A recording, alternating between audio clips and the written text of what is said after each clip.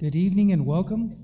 As always, we like to see a full house of community members at our meetings. It is time to call this September 16, 2019 regular meeting of the Board of Trustees of the San Felipe de Oro CISD to order. Madam Secretary, would you call roll? Yes, sir. Mr. Contreras? Present. Mrs. Guanajuato Webb? Present. Mrs. Haynes? Mr. Mesa? Here. Mr. Overfelt? Present. Mr. Smith? Present. And myself.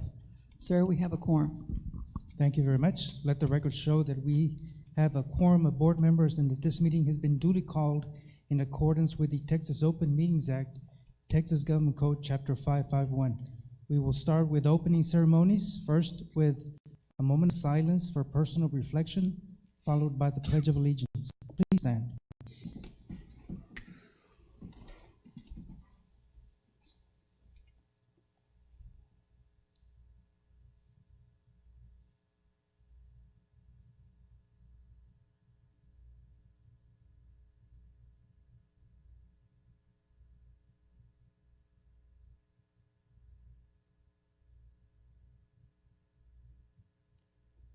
Pledge allegiance to the flag of the United States of America and to the republic for which it stands, one nation, under God, indivisible, with liberty and justice for all. Thank you very much. First item that we have on our agenda, and it's item 4, recognitions. We have the Fine Arts recognition, Ricardo Rios. Good evening, President Mesa, Dr. Rios, and members of the board and members present. This evening, we're going to be featuring through our Fine Arts Department a small jazz combo comprised of these 4 students. I want to go ahead and say at this point that this is part of a rhythm section, and at a contest that we went to back in May, these students actually came away as the most outstanding rhythm section at the South Texas Harlingen Jazz Festival. So congratulations for them.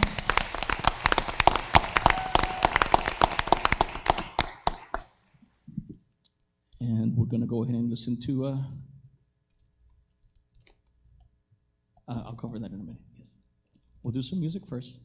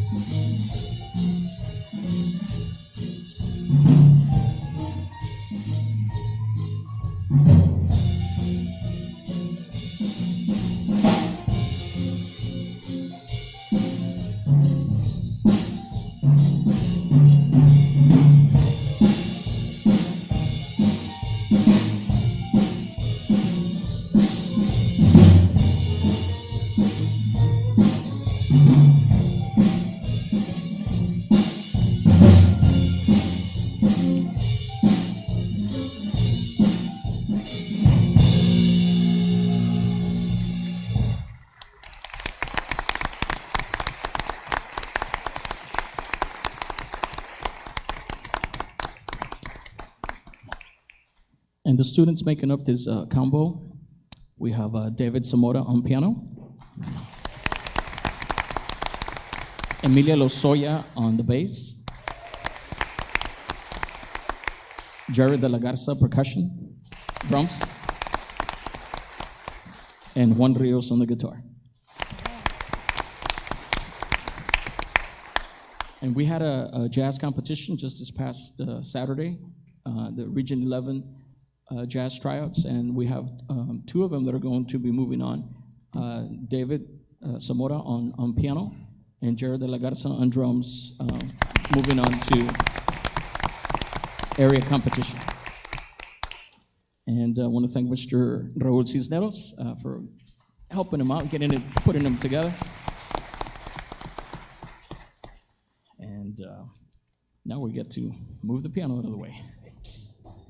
And we want to be thanking our board members and for all the support of our fine arts program, and for giving us the opportunity to be able to showcase our fine arts students at the beginning of each of our board meetings. And I think it's a great thing and give great exposure for these students. And we appreciate all the support once again that we get from you all. Thank you so much, and thanks again. Thank you.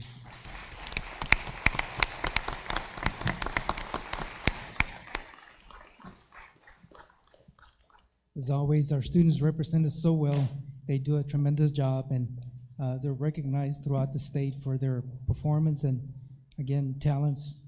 And we appreciate the work that all the band directors, our fine arts director, Ricardo Rios. Thank you again for the fine work that all of you do. They also do a lot of work carrying instruments back and forth.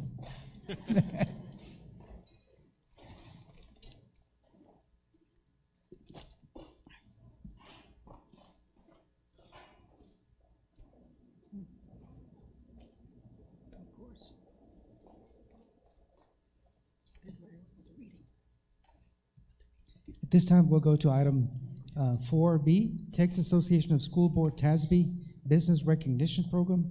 Mr. Henry Arredondo.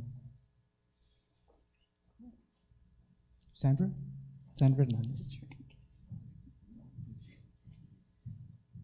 We'll be doing this together, sir. Good evening, Mr. Mesa, Dr. Rios, and members of the board, and our audience. Businesses Standing Up for Public Schools is an annual recognition program established by the Texas Association of School Boards, TASB, to celebrate the important support provided in local communities, expresses appreciation to those who stand up for public schools, and encourage more businesses to participate in this sort of community service. The support of local businesses and other community organizations is vitally important to our district. These collaborative efforts yield creative, exciting opportunities for our students as they advance their learning. The San Felipe Del Rio Consolidated Independent School District Board of Trustees and Administration appreciate their support. And at this time, I'd like to introduce our businesses representing today. Amistad Bank, represented by Edna Morales.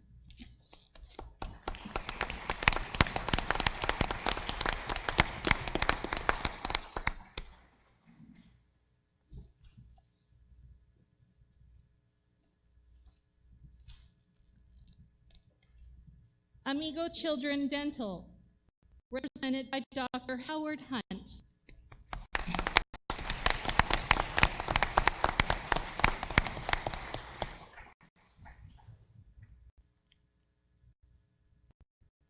Amistad Physical Therapy Center, representing Stephanie Alsop.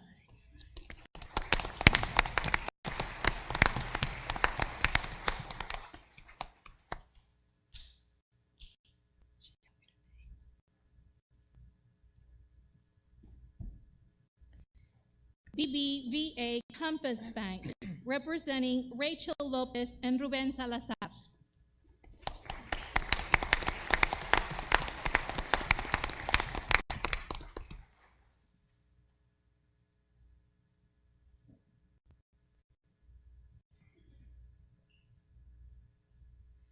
Representing Brown Automotive Center, Brown Nissan of Del Rio, Mike Mogg.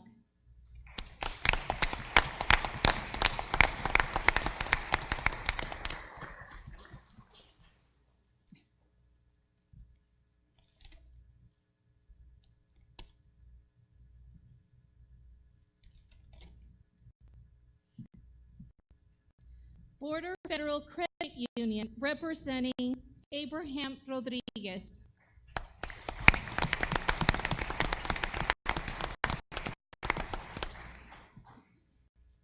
Buffalo Wings and Rings, representing Eddie Ameswa Jr.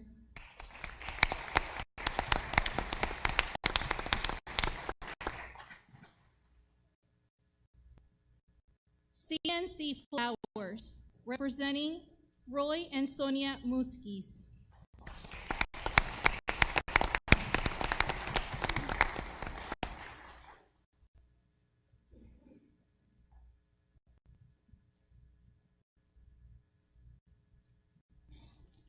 Chapa's Bakery, representing Norma and Marco Chapa.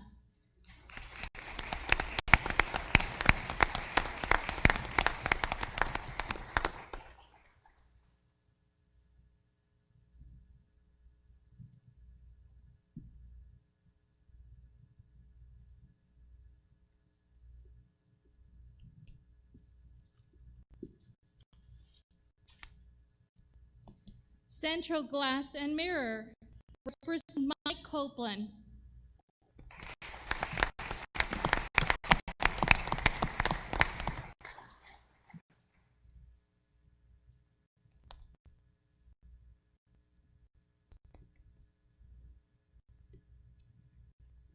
City of Del Rio WIC Program, representing Luz Covarrubia.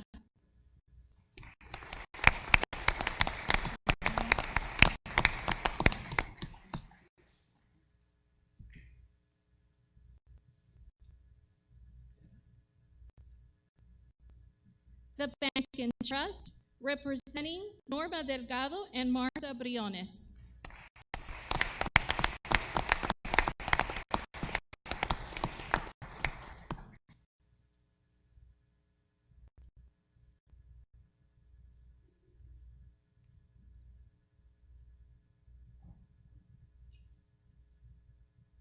Del Rio Hispanic Chamber of Commerce, representing Carlos Ayala.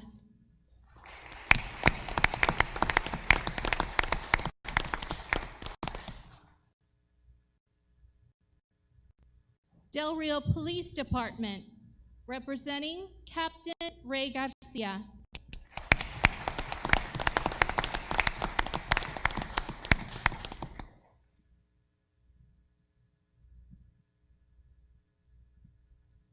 Del Rio Host Lions Club, representing Ms. Mary Mota.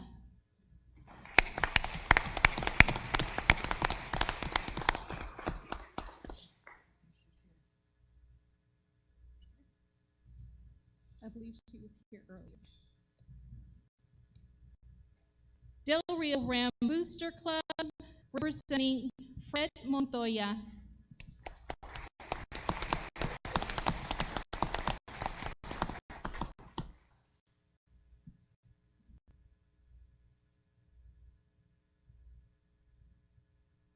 Gaddy's Pizza, representing Mr. Skip Baker and Margot Baker.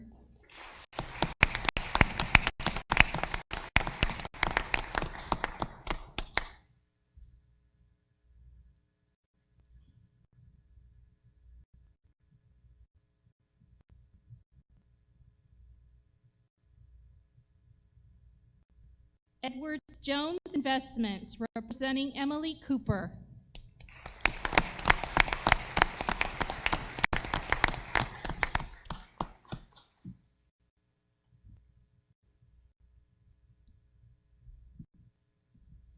Focus Fitness, representing Nate Morrison.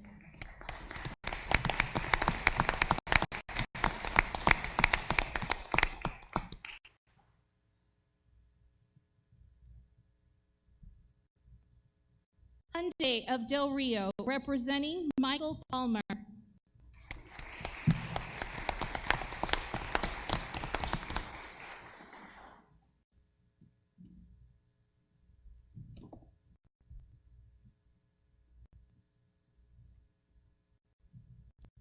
IHOP, representing Mr. Kyle Wiggins.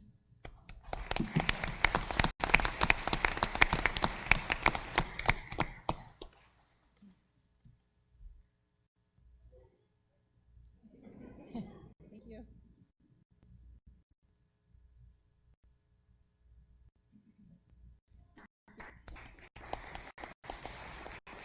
Julio Seasoning and Corn Chips, representing Sandra Salcedo.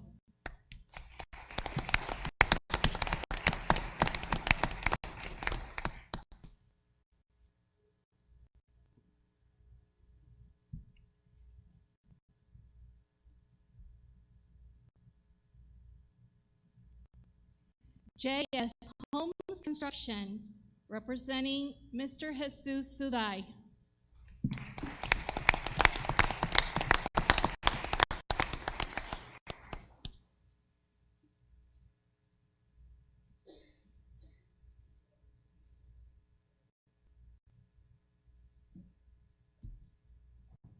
Livingstone Worship Center, representing Mr. Martin Seca.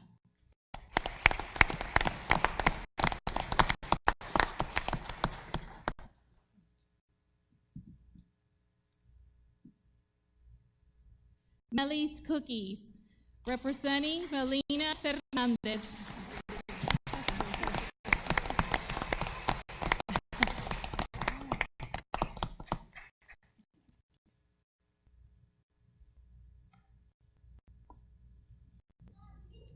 McDonald's Restaurants, Mr. Frank Mendoza.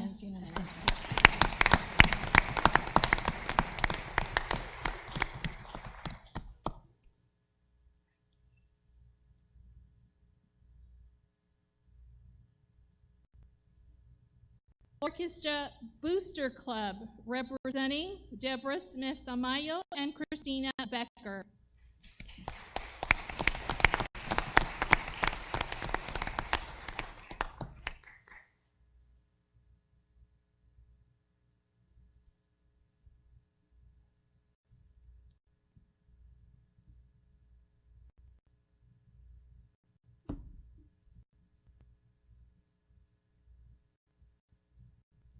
Roberts Jewelers, representing Miss Jeannie Rowe.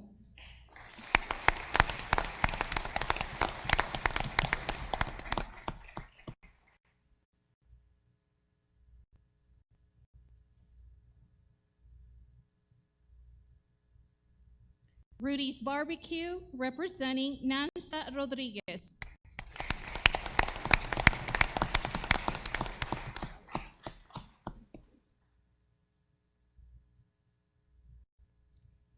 San Felipe Lions Club, representing Javier Esquivel.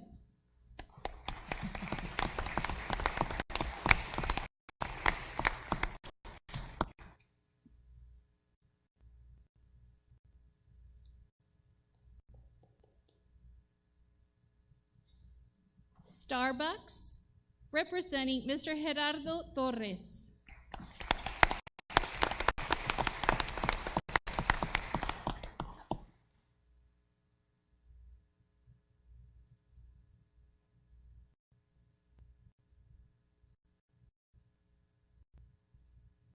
Texas Community Bank, representing is Mr. Jaime Tapa.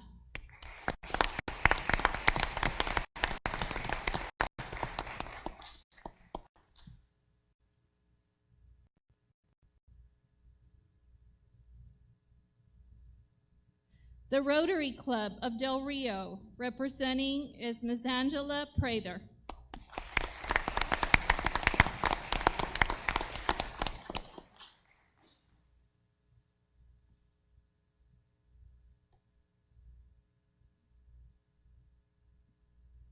The Edge Bronze Tanning, representing Mr. Enrique Trevino.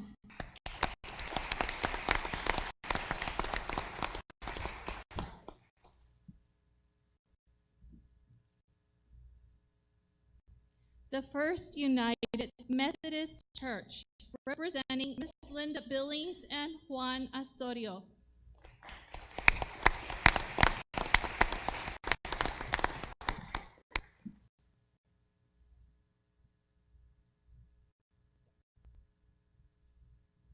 The Valverde County Sheriff's Office, representing this evening Mr. Pete Garcia.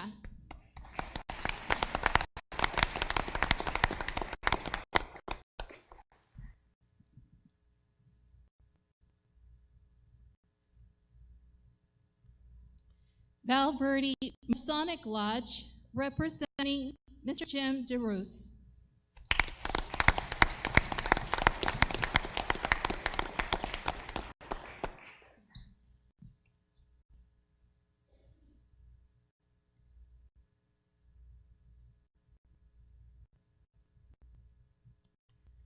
And we have Wash and Go Express Tunnel, Ms. Sandra Fuentes.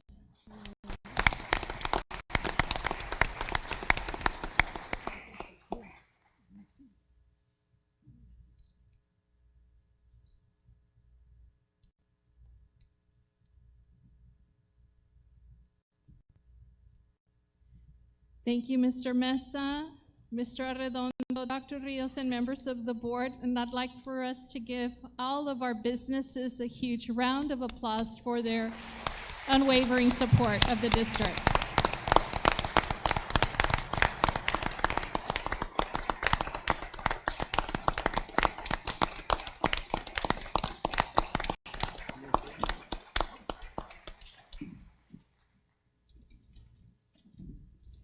Thank you again to each and every one of you.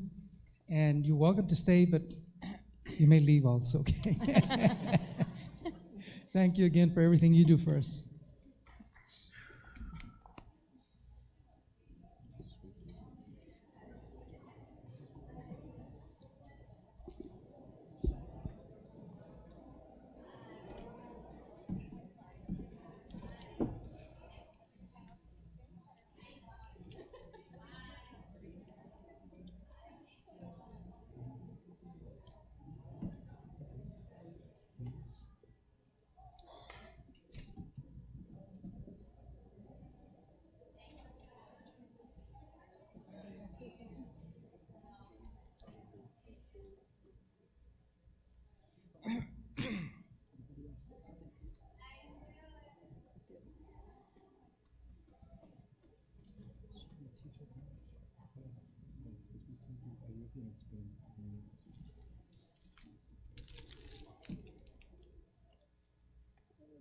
Mr. Rios.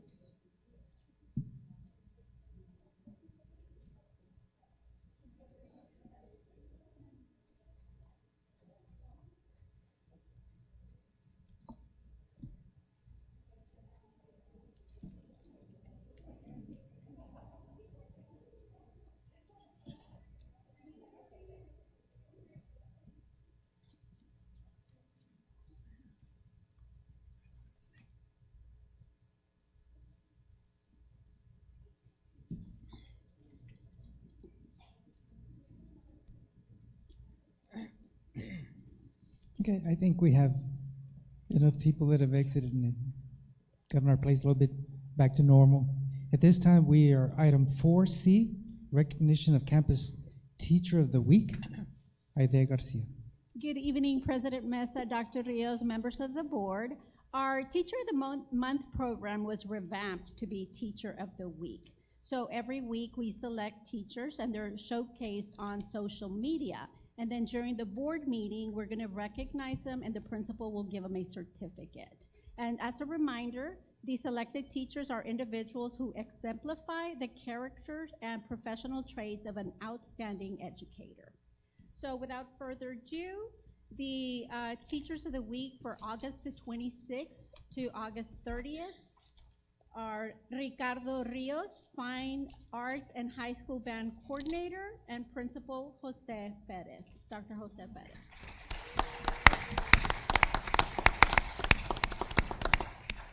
Speech.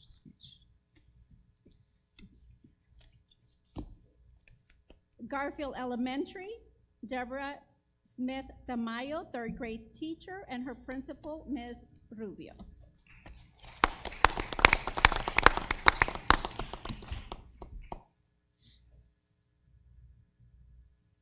North Heights Elementary, Jana Montoya, third grade teacher, and principal, Maite Solis.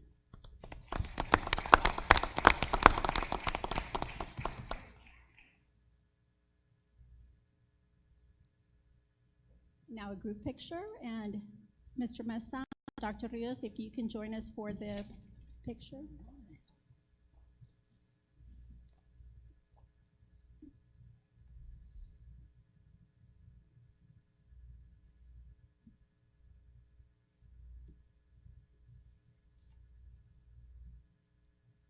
Thank you.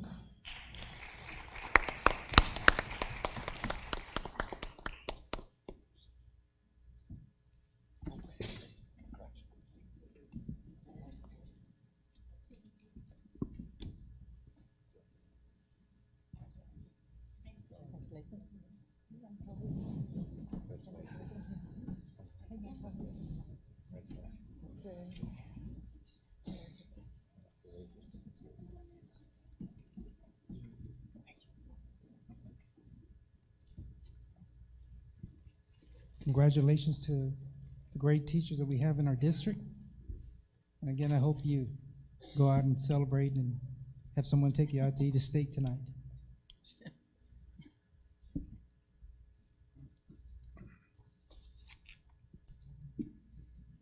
Okay.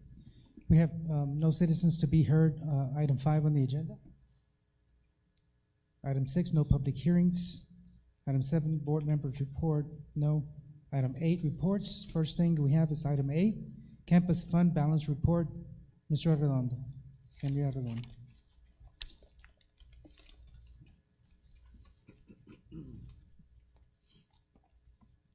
Good evening, President Mesa, board members, Dr. Rios. This item is at the request of the board, requested to have a 3-year history on the campus budget allocations, so we provided a summary.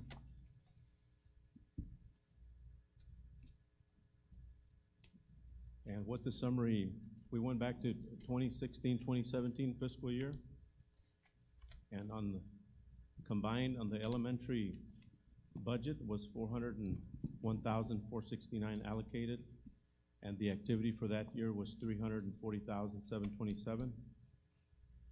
If we go to the next year, we can see that the district allocated some more resources at a total for elementary of $497,238. And the activity also increased by $470,981. The next fiscal year, which is the fiscal year that just passed, the revised budget was $391,124. And the activity was $388,780.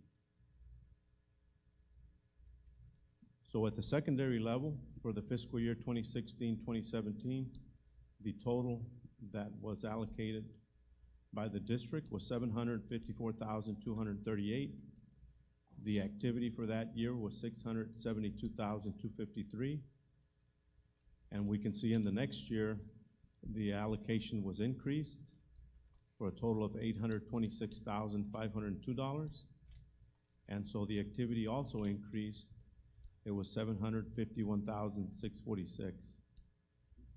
And the next year, the revised budget reflected $826,980. And then also the activity was a slight increase. It was $767,423.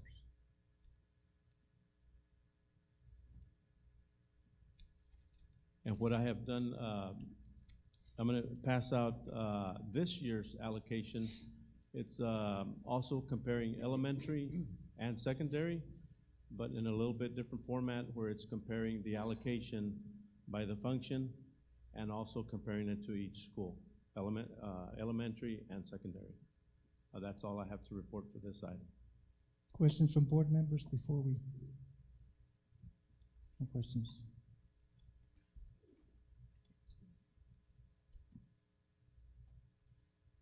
Since Mr. Arredondo's doing that, I'd like to propose for next month's meeting. This money is intended for teachers, the majority. I'd like to propose that we establish a longevity pay, starting with 25 years. We need to have some meetings in regard to parameters. And these would be, again, for teachers that have worked in the district, or, again, once we establish some criteria, have 25 years experience with at least a minimum of 5 years working for our district, something of that sort, you know, and we would propose $1,000 per year longevity pay. Once they hit 30, it would be $2,000. Once they hit 35, it would be $3,000. With, again, some stipulation, and we'll have some discussion with all the board members. And of course, we would stipulate that you would have to have good attendance, not more than perhaps, back when I served as principal, 9 days per semester was excessive for students. I think that excessive stands for teachers as well. So we would have some parameters, again, that you would not, teachers would be eligible in the event that you would not have more than, let's say, 19, 18, or 20 days absence. But we'll establish some criteria. I would like to propose that we have, for the October meeting, longevity pay for teachers with the money that is left over from the campus budget accounts. Board members, again, we would discuss some parameters. I think it's long overdue that we have some longevity pay so we can retain our experienced teachers, and at the same time propose that we have good attendance from the teachers that would be eligible for the longevity pay stipend. I wouldn't want to call it a stipend, but I like the idea, sir. I think this is a very good idea. Good idea. Attendance being a key factor, though. yeah, we need to establish some criteria. Again, this would have some discussion that before we establish this, and this would be for the coming year, not this year. Yes, Mrs. Webb.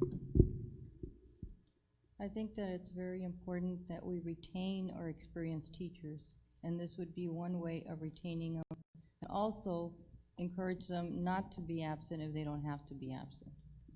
Well, and there's always, again, some exceptions, and of course, if they have an extenuating circumstance, but if they have doctor's excuses, then those extenuating circumstances would be allowed. But again, with the doctor's excuse, there's always, related illness that pops up for, unexpected reasons, and sometimes those are allowances that we have to make. But there'll be some discussion and some parameters. But again, for the following year, this is what I would propose, and of course, to be on the agenda for the October meeting. Longevity pay. Dr. Rios? Mr. Rossi, you had indicated this idea to me I don't know if it was a week or two ago. We met in cabinet, and Ms. Garcia already is tasked with looking at other districts so that you have samples to review. And as soon as we have those come in, we'll share them via board update so that we have a starting point, and then y'all can provide further direction. Yes, Mr. Smith? Well, yeah, I mean, I guess I'm a little blindsided, but I guess that may be my fault, I'm not sure. But, and, while I would support 150% a longevity program, I think it may be premature to throw dollar figures and that kind of thing out to the public, but anyway. We would establish that amount, again, with everyone involved in decision-making. We still have some time to set the parameters. Any other? Okay. Then we have the information that was provided by Mr. Arredondo.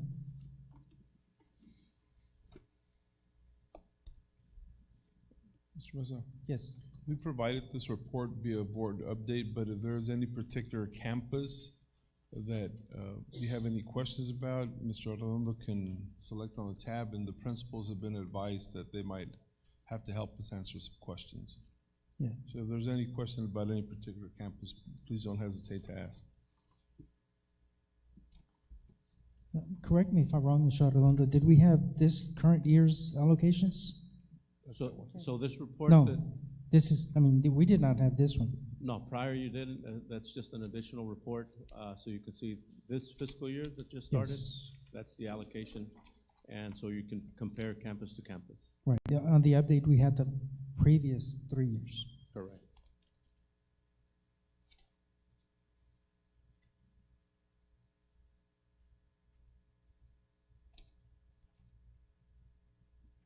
And again, the purpose of this report is really to stipulate that this money, again, is intended for teachers, for supplies, and that it's be communicated campus-wide, district-wide to teachers. You know, I don't understand when, for example, you know, high school has $44,000 left, you know, in the past budget. And that was with the first report that we got. I mean, I know that teachers have commented to me that there's so many needs at all the different schools. And it's just, again, it's meant for them to buy instructional materials, and it should be addressed to them at the campus meetings and department meetings. Any other board member wish to comment? I appreciate the fact that you gave us the current figures, and so we will monitor this again and make sure that, again, it's communicated to the teachers for the needs that they have throughout the campuses. Dr. Rios? I'm sorry. Mrs. board Webb? members first. I just have a question, Mr. Redondo. On here, you have extracurricular activities, and I noticed every campus has allocations except for North Heights. The highest allocation being at Buena Vista, I'm assuming because of enrollment purposes, but North Heights has no allocation. And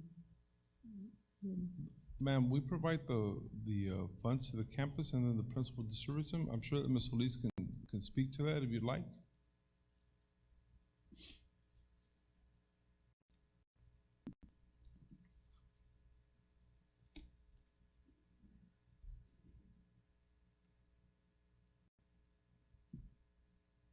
Good evening. I know that one of the things that I've asked for is to kind of help with my budget to be able to allocate specific things for specific teams. One of the pieces that last year I asked for was how can I make sure I know what my specific groups are in budget. So last May I did meet with Mrs. Amy, and that was one of the things we did request, if there was a way for us to be able to establish those specific needs for specific organizations. So I know that's one of the things that we are working on so that we can look identical to what other campuses have. Right now, we just have a big number, and as the needs arise for each organization, we're able to say, how do we utilize the monies that are needed? But we'd like to set up the breakdown of each of those specific groups within our school.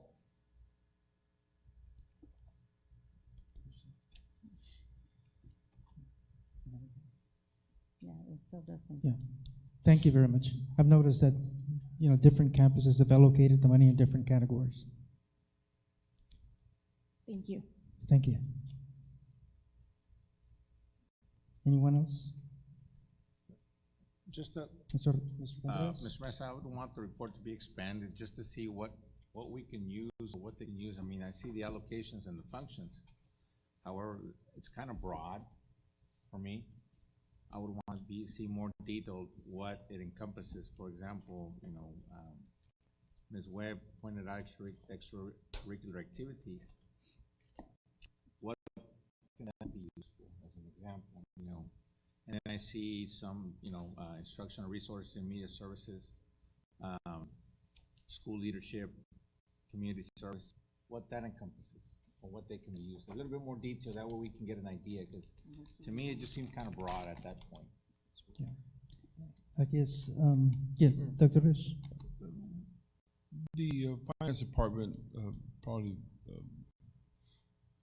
well, we'll task Mr. Arlondo. What we'll do is we will provide the function, and then we'll provide a scope or a list of items that have traditionally been purchased from campuses. Like, for example, one of the issues that came up was extracurricular activities. It could be as simple as how much money the campus sets aside for UIL academic competition. Now, sometimes the campus, for example, North Heights may not have it, but they can definitely purchase it under instruction. So different principals, structure their budget in different ways, but these just give us an idea to track, if we needed to specifically, how much money was purchased. But I bet if we ask the principals here, we say, okay, who uses your instructional budget to purchase a UIL resources to practice competitions? Some might say they bought it out of extracurricular activities, and some may say they bought it out of instruction. So along with what Ms. Solis was requesting, we too have to provide, get some, I don't want to use the word stricter, but maybe some guidance so us to be able to track how much did we provide for different activities other than the state mandated ones. So for example, we have to provide so much for GT, there's no getting around that. But for everything else where it's up to the campus discretion, if we can provide more guidance, that'll give us a clearer picture. And we'll definitely provide that list in one of the next updates. Great, thank you. Thank you. And I did need to comment something, Mr. Mesa. We provide the instructional resource for the campuses, and then they allocate it in different directions. Last year, for example, on top of the district resources that we provided, we asked the board to set aside $100,000 for different activities. So, and these were all for campus instructional activities and resources. So as the needs were coming up through the CNI office, we were able to use that money to provide just for different campus needs related to instruction. This year, that wasn't the case. We didn't set money aside. However, 2 weeks ago, the cabinet met and we recognized that we have to provide more money for instructional resources beyond what's provided there, just because of new changes, whether it be in the reading curriculum or just campus needs. And we've tasked the finance department with looking at our budget already in advance to identify which positions were not filled due to either decreased enrollment or just deficiencies in the system, so that we can very easily not wait until December to forecast favorability in the budget, and then we will recommend to the board as early as October additional money for instructional campus needs, rather than wait until the end of the year and say, hey, we had 600,000 in favorability or 1.1 million in favorability. We'll ask the board to have an amendment as early in October to provide additional resources for instruction. So look forward to that report and an update, and then an action item in the October board meeting. I want to thank everyone that assisted in preparing this report. And again, just want to make sure that this money is utilized in the appropriate activities and different function areas. So thank you again, Mr. Redondo, and everybody else involved. This time we'll move on to item 8B, grant awards, action for healthy kids. Mr. Redondo.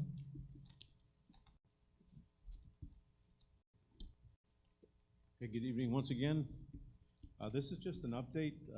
We applied for a grant back in May. Action for Healthy Kids is the name of the nonprofit organization, and they receive funds from foundations like the Walmart Foundation, Nike Foundation, Aldi, CSX, General Mills, and other organizations. So the opportunity was to apply for a grant to help the district increase the participation in breakfast. And the goal is, well, we were awarded the grant, $3,000 for each campus that is listed here. That'll be Garfield Elementary, North Heights Elementary, Lamar Elementary, Buena Vista Elementary, Calderon Elementary, Lonnie Green Elementary, San Felipe Memorial Middle School, Del Rio Middle School, Del Rio Freshman School, Del Rio Middle School, and Del Rio High School. Okay, so the goal is to have kiosks at high traffic areas in the morning, and it's the grab and go philosophy. So the breakfast is ready, it's in a bag, and as they're going into class, they can grab it right there from the kiosk. And this will ensure that the students have a healthy breakfast in the morning. So that's the goal of the grant. We've applied for it, and we were awarded $33,000 for this coming fiscal year. That's all I wanted to report. That's awesome. And again, I want to thank the efforts anytime that we get additional monies and grants of this sort. it's gonna help out our students, and again, the healthier students are, and more intake they take as far as food, they'll be more prepared for the classroom day. Again, thank you. Anybody else wish to comment? No, just good job. I mean, that's a great program, and thanks for looking out for our kids. All right, thank you. Thank you. Move on to item 8C, ELA literacy block presentation, Ida Gomez.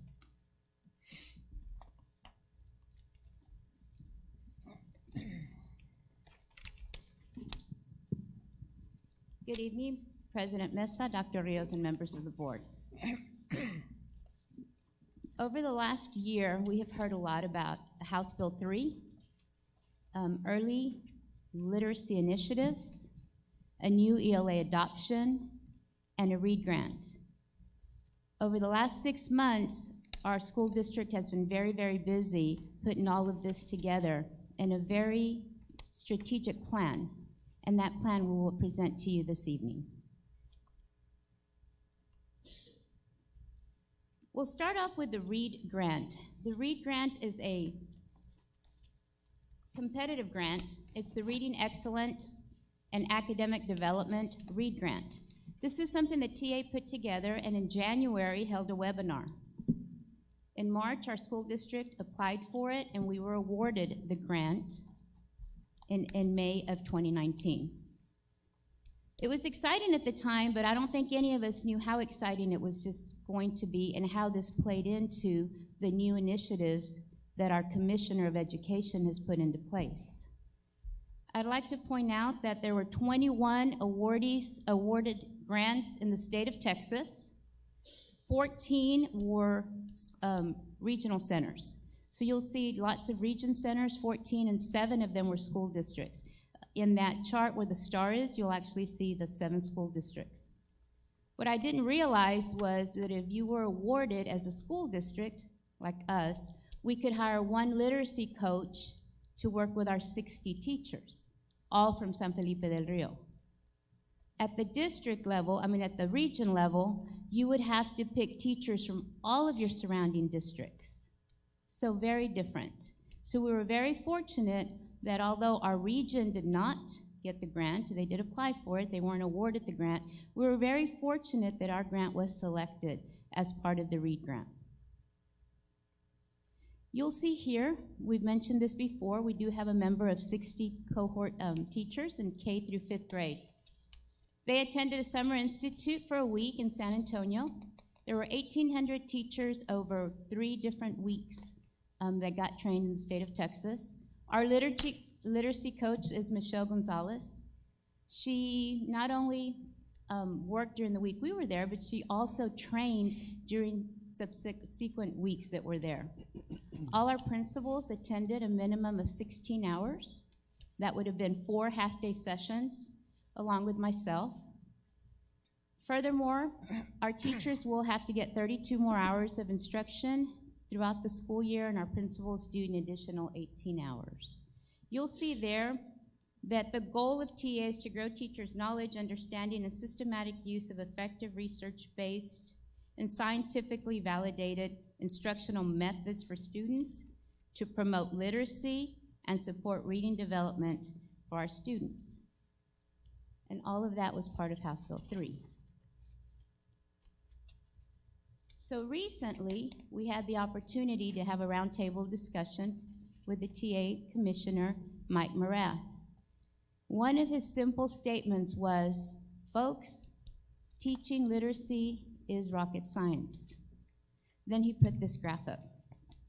If you look at it, and it is in your packet, he shows that there are various components for language development or language comprehension. Those would be background knowledge, vocabulary, language structure, verbal, reasoning, and literacy knowledge. Combined that with word recognition, phonological awareness, decoding, and recognition. All together, combined to make skilled reading. It's a lot more complex, and you're going to see that the plan of action that the teachers have put together with regards to their 150-minute block. You're going to see how tight it is, how focused it is, but how strategic it is also. House Bill 3 is going to require that every teacher in the state of Texas in grades kinder through 3 attend a reading academy by the year 2021, 2022. So in the next 24 months, everyone across the state of Texas, including principals, will be attending an academy. Furthermore, he has stated that by January 1st, 2021, any candidate wishing to earn a certificate to teach pre-K to 6th grade must demonstrate proficiency in a science of teaching reading on a new standalone certification exam. So besides their teacher certification, they would have to get this separate certification. We'd been hearing that there were new TEKS. They hadn't released them. And finally, when they did, we were very fortunate in realizing there weren't a lot of changes to the TEKS. We went from 5 strands to 7 strands. But the biggest change was the way that everything just got increasingly more difficult. The reading passages are now going to be more difficult, and you'll see words like developing a foundational language through listening and speaking. We've been bringing those practices now for 3 to 4 years, where we turn and talk, where we actually have students speaking versus teachers speaking. You have comprehension skills. You've got response skills. It starts getting more difficult when you get into multiple genres. So you have teachers now having to teach and analyze literary elements across various complex text structures. We have author's purpose and craft. At one time, it was just author's purpose. It's pretty simple. What is the author trying to say? And now it's what kind of tools is he using to get his message across, and what is his point of view? Composition, inquiry, and research. One of the biggest changes is phonics. You always heard of phonics in pre-K, kinder, first, possibly second. Now they've extended it to 5th grade. So our teachers do have to have a phonics component as part of their plan. Figure 19 used to be in isolation. I remember you teach main idea, generalization, inferencing. All of those were in isolation. Now they're just embedded across all the various texts. And then, of course, writing. Writing is embedded into every content, not just writing and not just reading. We were very fortunate that the board did approve for us to get a new adoption.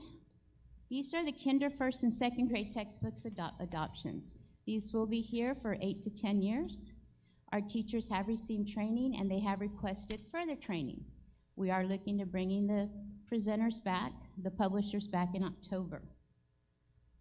This particular publication, Pearson, is 100% aligned to the TEKS and to the ELPS, the English Language Proficiency Standards.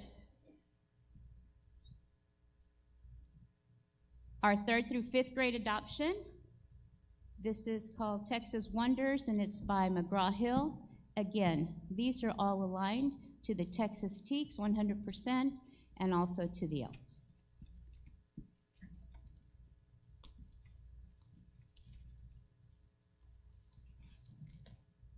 One of the initiatives that the district took on, based on what we learned at Reed. When we went to San Antonio, we were there for anywhere from 3 to 4 days. Teachers were there for 5. One of the biggest focuses was a very structured block of time. You weren't just going to create a lesson plan. You actually had to create it based on minutes. And it was very difficult to decide, is it going to be a 90-minute block, a 120-minute block, or a 150-minute block? Well, you'll see here that the components listed on these pages are the required components. There were more suggested components, but these are actually required for a successful block. So the district chose to follow the 150-minute block that the Reed teachers were also going to follow. That's 150 minutes of English language arts instruction. You'll look at kinder through 2nd. They have to start with a morning message. They have phonological awareness, phonics and high-frequency words, shared reading, small groups and literacy centers, writing workshops, language conventions, spelling, handwriting, and read aloud. And in just a moment, I'll show you a sample of how those are put together. In 3rd through 5th grade, a little bit different, some of the same components, different times. We don't have a morning message. We have something called a bell ringer, and it's usually some kind of sponge activity as they walk in the door. We do have specific TEKS objective instruction, phonics and spelling, interactive read-alouds and vocabulary, shared reading, anchored reading, and paired reading. They also have guided reading, reading response, and literacy stations, writing and grammar time, handwriting, and oral language fluency.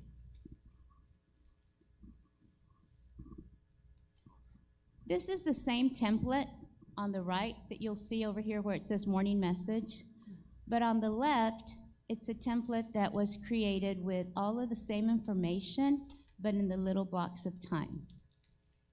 It's very difficult to see, so I did include it at the back of your packet. And you'll be able to see exactly that the morning message, for instance, is 10 minutes. But what does that include? So a teacher would go in and say, oh, I have a daily activity, the message is written, it's pre-written, it's teacher-led, there's student interaction, and it targets a skill.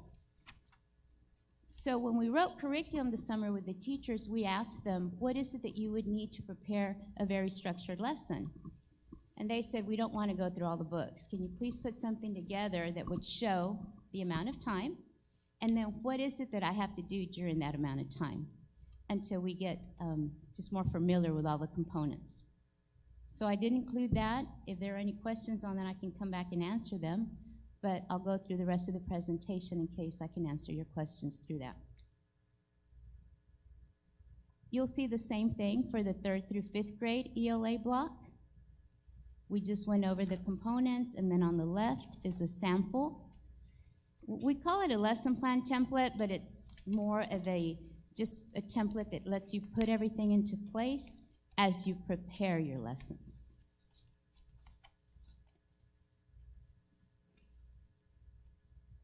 Now this summer, after the READ grant, we wanted to make sure that we went and learned what we needed to know.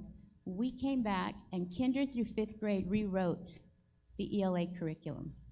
It was a tedious and very quick-paced process, but because of what we learned, we were able to incorporate, 1, the literacy block of 150 minutes, 2, we had just received our new adoptions. We were able to follow the scope and sequence. And 3, they were able to come together and just kind of get a good understanding of what all the components would entail. You'll see here that it was in August of 2019. It was kinder through 5th grade. It included all the new TEKS that we looked at a moment ago. We looked at and used the new adoptions, which also have online resources. We aligned the scope and sequence. We revised the existing planning document with more detail, which I'll show you in just a moment. We now were able to put in specific block components, such as, what are we doing for phonological awareness? What phonics lesson will I be teaching on a certain day? We included our high-frequency words, our shared reading, our read-alouds, our writing. We have learning targets. We have them for reading, for language, for writing, and for phonics. Before, we just had one lesson target. Today, the learner will.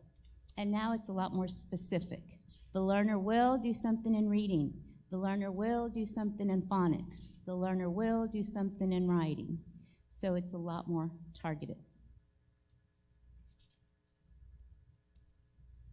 This is also very hard to read, so I did put a copy at the very back of your packet. You'll see here, everything in green is actually been translated. So when you see a vocabulary word over on the left side over here where the little mouse is, and if it's in green, it's because it's been translated for the teacher. Up at the top, you'll see very specific. This is a lesson for the second 6 weeks, the first week, for September 30th through October 4th.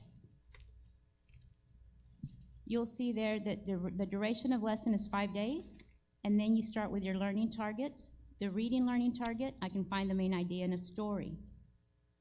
Then you have guided questions, language targets, phonics targets, writing targets. The two columns on the right-hand side have to deal with the new adoption, and that's why at the very top it says My View Literacy Block, because My View is the name of the book, the name of the textbook. You'll see there, what are they doing for phonological awareness? For phonics, they're looking at the D, the K, the O, the F. High-frequency words for this particular lesson are that, and of. Language of ideas, small groups, what are they doing? Writing workshops, handwriting. And this is what I was referring to earlier when I said our lesson plans now, our planning guides are a lot more focused. They have a lot more detail where a teacher can take this and actually plan out their lesson using the resources that they have. On the right side, you'll see the read alouds. You'll see the MyView resources. We also hyperlink any kind of link that the teachers need. We do this through our planning protocol dashboard so that they never have an issue with a site being blocked. So a teacher would go to YouTube today, and they would check it, and then tomorrow morning, they'd bring up the same YouTube, and it would be blocked. We never know why, it would just happen. So one of the suggestions that they had made to us was, if we can link something on dashboard, will it always be clear? And through our programmers, we've been able to do that. So anything that's hyperlinked, the teachers can go right to the dashboard, click on it, and have access. The following is just a sample of the third grade planning document. Again, it has all the same type components, the big ideas, the duration, then you see the literacy block, which ties into the McGraw-Hill. You'll see the hyperlinks on the right, and any of those, the teacher has easy access. This is our current ELA count in kinder through 5th grade. And you'll see that there are 2 columns per campus. The first column is like kinder, regular teachers, and then kinder teachers who are part of the READ grant. So you'll see, for instance, at Buena Vista, we have 7 teachers, 6 general ed and 1 teacher. She could be general ed or bilingual, but she is part of the READ grant. So out of the 7 teachers, 1 is part of the READ grant. And you can go across the board, and you'll actually see that in kinder, we have 37 teachers, and 11 are part of the READ grant. In 1st grade, we have 39 teachers, and 12 are part of the READ grant. In 2nd grade, 41 teachers, 7 are part of the READ grant. In 3rd grade, 21 teachers, 7 are part of the READ grant. In 4th grade, 21 teachers, 14 are part of the READ grant. And in 5th grade, we have 15 teachers with 8 being part of the READ grant. This is a picture of our 4th grade writing. Our 4th grade initiative has also been looked at this year. We looked at a couple of teachers who have historically done very well in writing. One of them is Ms. Calderon from Buena Vista. We approached her, and she is leading our writing initiative for all 4th grade. They do meet multiple times a year, including the RTI days and after school and staff development days. That's just a picture of them. This is the writing project that's in your packet, and it's just a sample of the different writing samples, anywhere from 2 to 3 samples that at any point in time can be picked up. 1, for review, and 2, we evaluate so that we can give feedback to the grade levels, the individual teacher, the grade levels, or the cluster.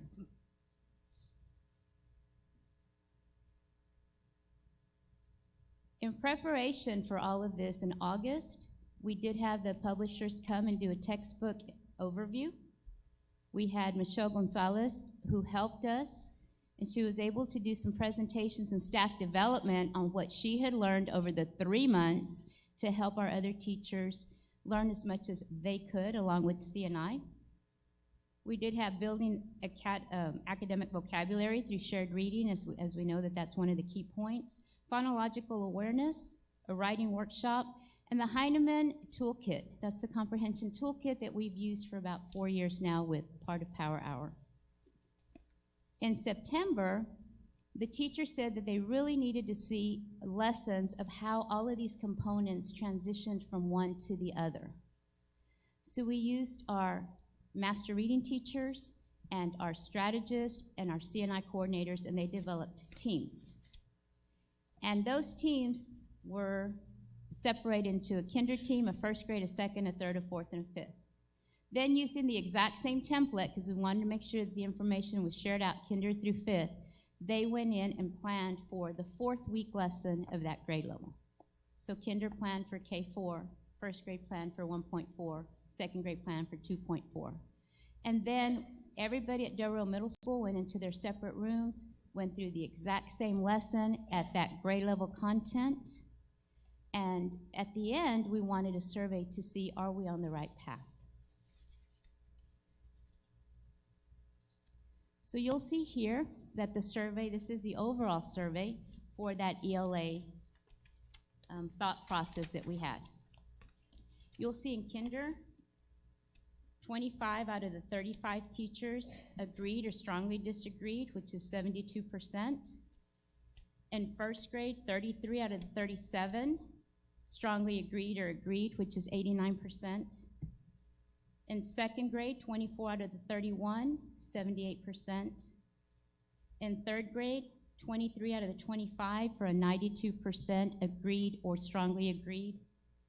In fourth grade, we had 9 out of 9, 100% agreed that this staff development met all their needs. In writing, it was 10 out of 13 for a 77%. And in fifth grade reading, we had 12 out of 15 for an 80%. We needed that information so we'd know if the teachers were understanding the literacy block, the components, and how to transition throughout their block. How do we support this? Very early on in the year, I've referred to master reading teachers. We used them when we had Power Hour. This year, we're no longer having the Power Hour at the elementary. So the master reading teachers, we're referring to them now as instructional support specialists because we've asked them to help us a little bit with writing and a whole lot with the English language arts block. It's separated to where if they would take care of the kinder through second grade support, all of the teachers, then the principals could focus on third, fourth, and fifth grade reading support. So you'll see here that for kinder, first, and second, you have the instructional support specialist. At the academies, we also have strategists. We have the literacy coach for the read teachers. We do have the CNI coordinators. Region 15, although they did not get the grant, they have been trying to work on how they can support us with the block. We do have an instructional E3 playbook that I'll briefly touch on, and of course the planning protocol curriculum dashboard. For 3 through 5, we do have our principals who are leading all the planning protocol and the instruction. For 3 through 5, we do have strategists at the academies, again the literacy coach, the CNI coordinators, Region 15, the playbook, and also the dashboard. How will we monitor all of this? Because that's probably the biggest key. How are we doing? Just like we did that quick survey, how are the students doing? The Texas Primary Reading Inventory is a state-approved monitoring tool that we do use in kinder through third grade. We do tests at the beginning, middle, and the end of the year. We also have the Accelerated Reader program that we use every 6 weeks. Later on in the board agenda, we are recommending a new online software.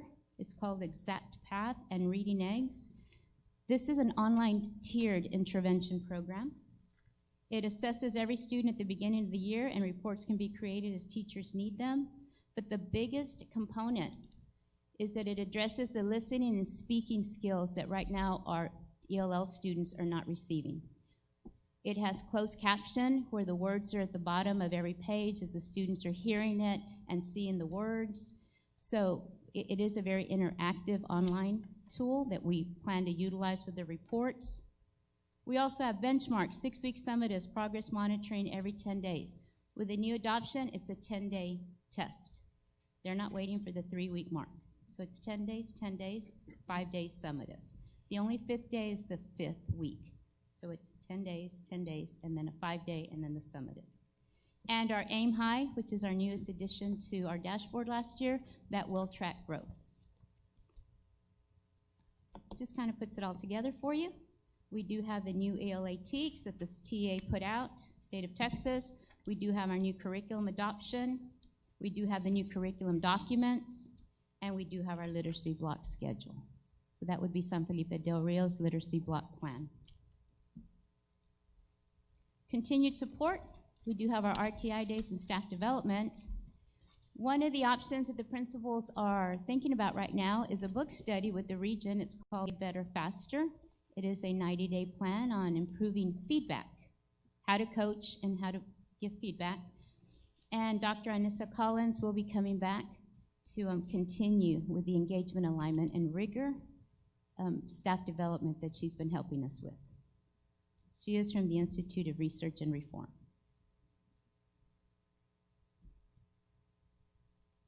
In August, we were able to bring 158 administrators and leadership teams together for a 2-day institute here.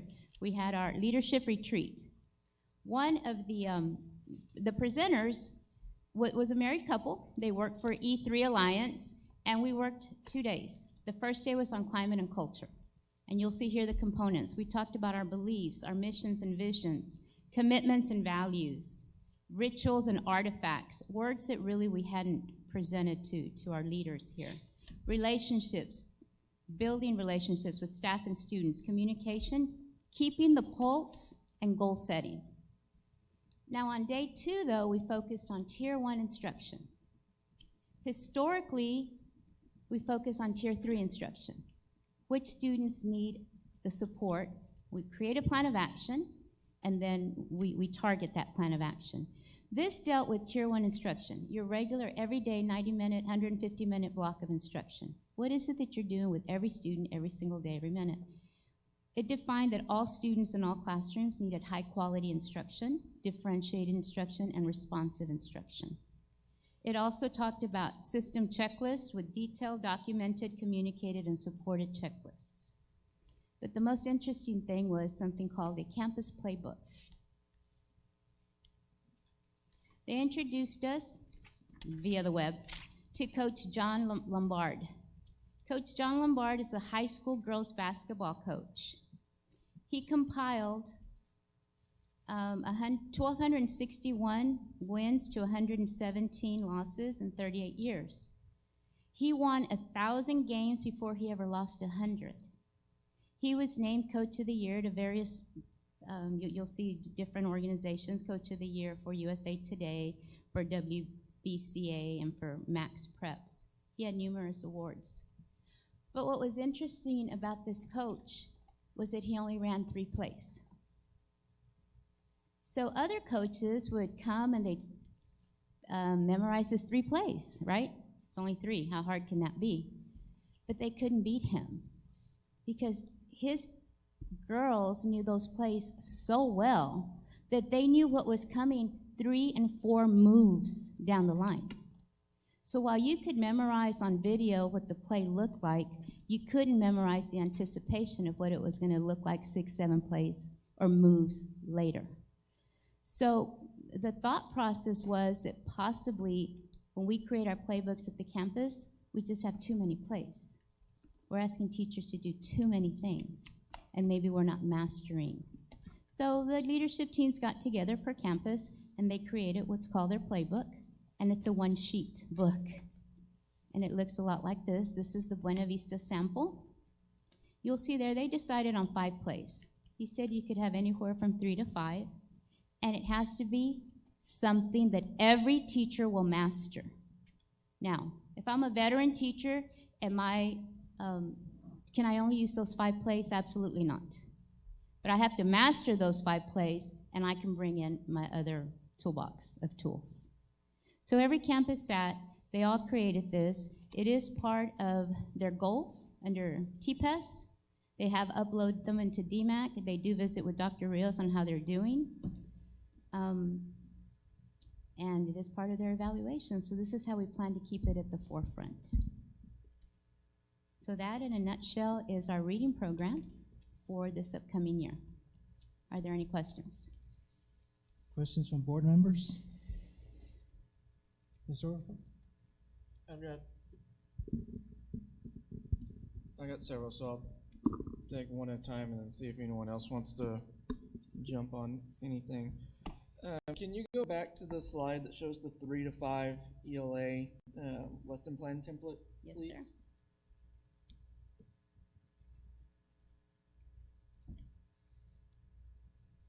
This one?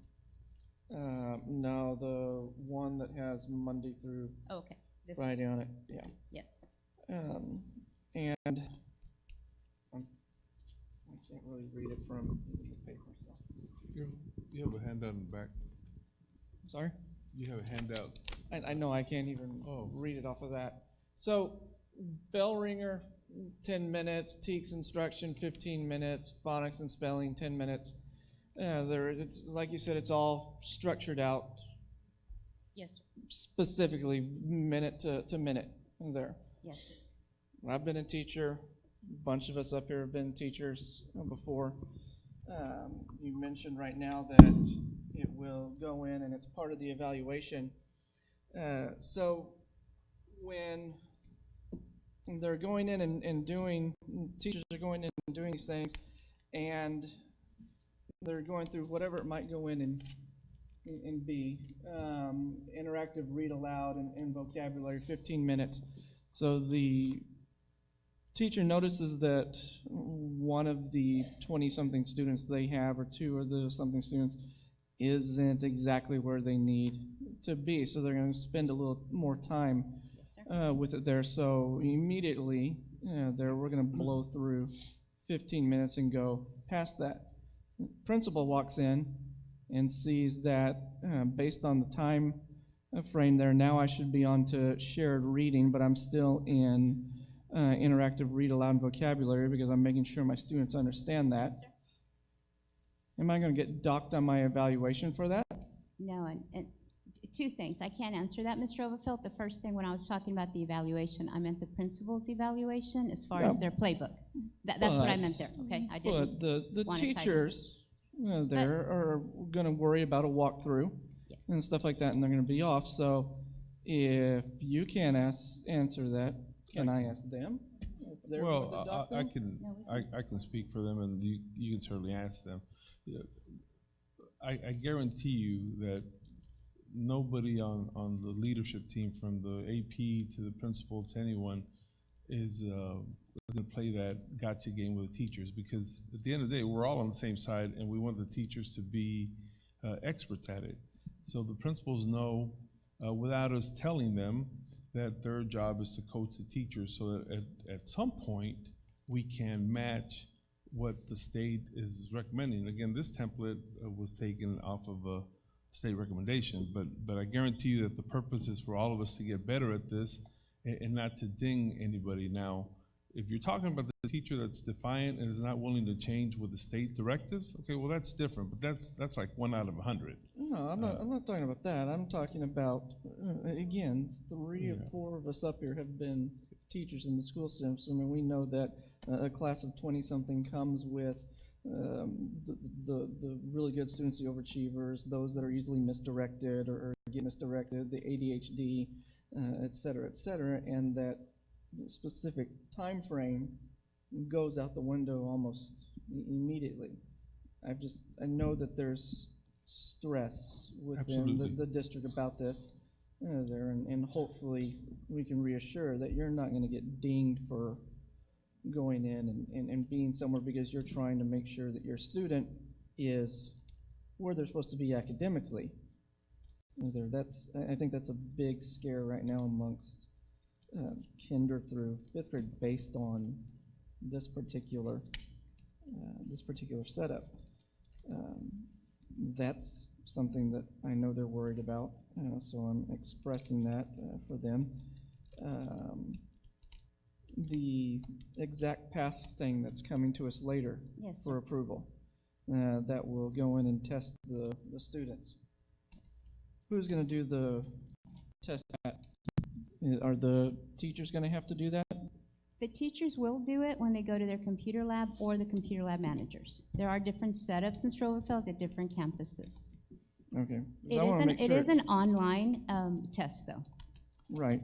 Yes. But if we're not doing it in the labs because one lab for X amount of campuses, and we've got 3 third grades, 3 fifth grades, et cetera. And then if you're in just a regular classroom where there's only average of 3 computers going on, plus you've got to do everything that's on here. Is it going to be built in there? I don't want the teachers being overloaded with all the new stuff that's coming down the line all at once.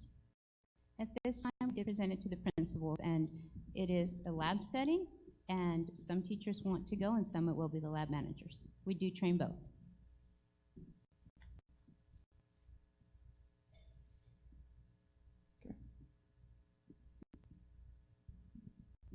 Mrs. Webb? In reference to some of the things that Mr. Overfelt was saying, when I look at the instructional playbook, if you look at it, think, pair, share, that has been done in the past. Anchor charts, interactive word walls, those have all been done in the past. That's correct. Because I used to do them. And I know that some of the teachers that have been there used to do them. Obviously, there hasn't been consistency in the programs. Right now, we have 686 students, and I've shared this with Dr. Rios, in 3rd through 5th grade that have not passed reading. So again, going back to what Mr. Overfelt is saying, if I'm a 4th grade teacher right now, and all of these 3rd grade students that didn't pass, and I have a list by campuses, if I'm a 4th grade teacher, let's say Buena Vista, and I have 39 students that didn't pass reading, and now in 4th grade, okay, I'm gonna have to do something a little bit different to be able to reach them and get them to grade level. Because otherwise they're not gonna be passing between now and the end of the year. Now, I requested this last year and I'm gonna request it again. I would like to see how many students per grade level, and the principal should already have this information, or the teacher should, how many students per grade level are not at grade level, at least beginning with 1st grade or 2nd grade and moving on up. Because I can tell you right now, Buena Vista has like 39 students in 3rd grade that didn't pass reading. So if all were promoted, they're all in 4th. Calderon had 38. So, and I have a list of every single campus, so we shouldn't have students failing. And even though some of the things that are in the program that is being implemented, I mean, these are some of the literacy programs that have been presented before and have been working, but obviously there hasn't been consistency within the program.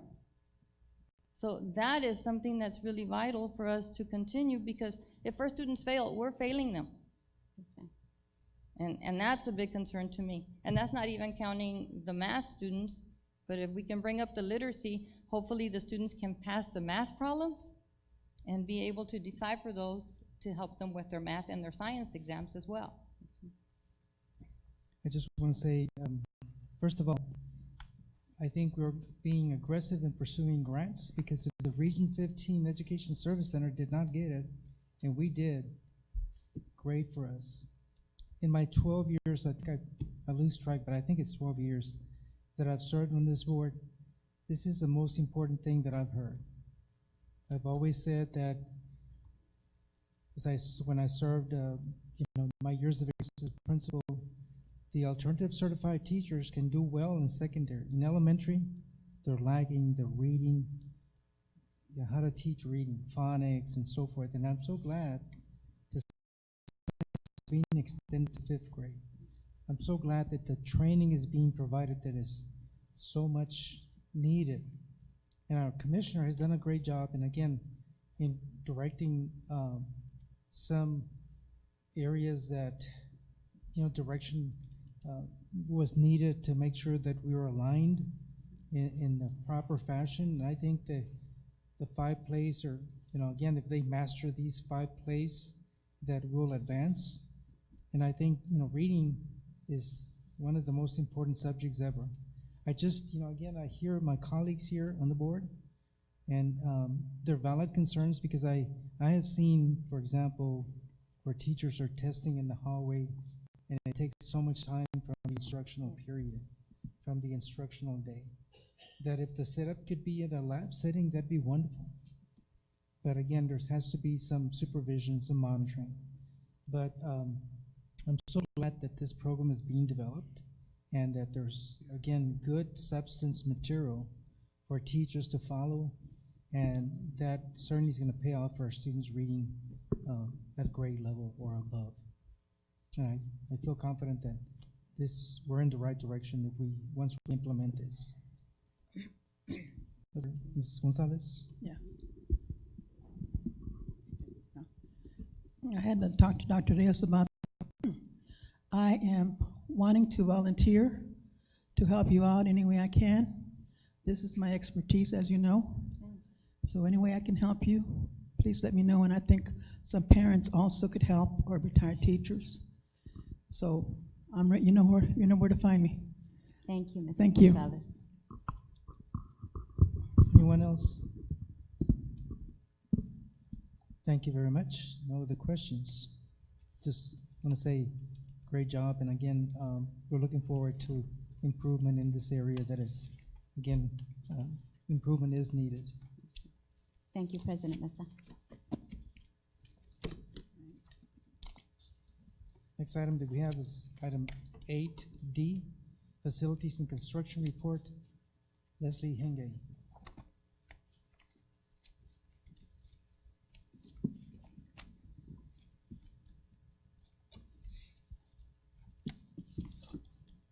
Good evening, President Mesa, Dr. Rios, members of the board. For our facilities and construction report tonight, in the month of September, we'll be looking at Del Rio High School dining hall renovation, 400 wing, 800, 900 renovations, Dr. Lonnie Green Elementary, the driveway expansion project, Del Rio freshman life skills renovation, and then we'll touch briefly on the operations committee meeting, Del Rio High School master facilities plan. The dining hall renovation, we've updated the schedule here to reflect the kiosk design and installation dates. The glass wall is going up at this point, and that should be completed by the end of this month. Furniture is on order for the student workstation area around the kiosk. The photo here in the lower left-hand corner shows the glass wall. Let's go back there. So at this point, we do have two sections of it up. The glass company is constructing the larger portion right now. And so it'll be two pieces here, and then the final one will be to the left. Snyder Electric did start mobilizing and bringing their stuff on site today to start working on the HVAC. The green HVAC ductwork here is going to be getting demoed out starting today, and they are projecting about 2 weeks to get that completed and get the new ductwork put in, which will service the cafeteria area for heating and air conditioning. Ceiling scraping, texture and painting, that's still being done right now on weekends. They're systematically working through getting sections of it done, but making sure that they're cleaning up as they go, so when the kids do come back after the weekend, there's not a large mess everywhere. So that's just an ongoing process right now. And then the dining tables are scheduled to be here at the end of next month yet. So they are on order, they're being fabricated now. 400 wing renovation. At this point, a lot of the demo's been done. The HVAC work has been completed. I believe there's a little more installation that has to be done in that wing area. We started engaging our maintenance electricians today in that area to pull all new cable. All the old wiring has already been removed. The contractor did that part for us. Technology is engaged in and moving forward with that. So we did have a couple cable closets that were in classrooms, and since we're going through this renovation here, we are moving those out of the classrooms and putting them in their own mechanical room to cut down on noise in the classrooms. This is a perfect opportunity to do that. So the technology department's working aggressively to make that happen. Furniture that's set for delivery yet in December. And what we're proposing right now is to relocate the staff and students from the 1,000 wing over the Christmas break, with substantial completion happening right around New Year's. Once that transition has been made, then we will be moving on to the 8-900 wing renovation, which we do have this portion of the project under our ESCO agreement with Schneider. We're planning to relocate the staff and students from the 1,000 wing, or from the 8-900 over to the 1,000 wing. So we'll take from the 1,000 to the 400, and then we'll take the 8-900 to the 1,000 wing. At which point we'll get new heating and air conditioning in the 8-900 wing and new ceilings down the main halls. We'll end up doing insulation spraying like we've done in the 2 and 400 wing. And at that point, we'll be looking to future plans as far as classrooms go for additional renovation work. Dr. Lonnie Green, we do have a plan now for doing concrete work there. Now that the fencing has been completed, the driveway's been completed, we've identified some areas where we'd like to have sidewalks in, area where the students can be out of the weathered elements while they're waiting to be picked up or dropped off. This map here shows the proposed sidewalk curb for where the pickup area is, as well as where a canopy would go. And then we would have a sidewalk from there going to the back part of the building. These are the proposed timelines for that scope work that needs to be completed. The fabrication of the canopy would be done using our welders in the maintenance department, and the concrete, the concrete work would be completed using one of our vendors on the approved bid list. So working together with them, we're anticipating that that project would be completed right before Christmas, or right before the 1st of December. This here is a picture of the front driveway going to that new part. Our maintenance department did install the roller gates. We were able to save some costs there to be able to put some of that cost into the future concrete work we need to do. And the fencing does go from that new gate all the way up to the pickup area where the proposed sidewalk will be going in. Del Rio Freshman Life Skills renovation. We will be doing a presentation on that. I believe that's the next agenda item. This is a proposed list of what that schedule would look like. We'll be discussing the schematic design for that in the next presentation and have some open conversation about that with a recommendation to follow. And based on upcoming board meetings, that's where we kind of put this schedule together. So this could carry into right around April, May of 2020 before everything's completed, providing we don't have any issues between now and then. That's a very conservative forecast at this point. So. And Operations Committee meeting, the master facility plan for Del Rio High School. We are working on setting up the Operations Committee meeting tentatively for October 3rd. On that agenda, we will be discussing high school redesign options, what that looks like as far as our programs, how can we better relocate or facilitate getting the programs to work together to where it's more efficient for the students and staff, and just overall, what are the advantages we can get out of that existing building without major renovations going on. So this ties into future plans for the 1,000 wing, the 600 wing. Once everybody gets moved back into these other areas, how do we best use that property there to be able to expand on future programs. We will have conversation about engagement of professional resources, in other words, an architect to give us some advice on what physically is possible with the property based on structural design and layout of that property. and then ultimately there would be a recommendation to follow on how we were to proceed with that. Currently, we do have a budget, I believe, of $85,000 for this discovery phase of the master facility plan for the high school. So there is a fund there at this point. We haven't actively engaged anyone to the point where we can come back with recommendations. So we'll take that through the operations committee and get some feedback and make sure that everybody's on the same page. Questions? Board members, questions? I just have one, sir. Yes, sir. On the life skills renovation, will the students be transferred elsewhere while the work is going on? Dr. Rios? Yes, sir. We have had conversations with Mr. Cabello, principal of the freshman campus, to identify spaces that they could be repurposed. So he's well aware of those needs.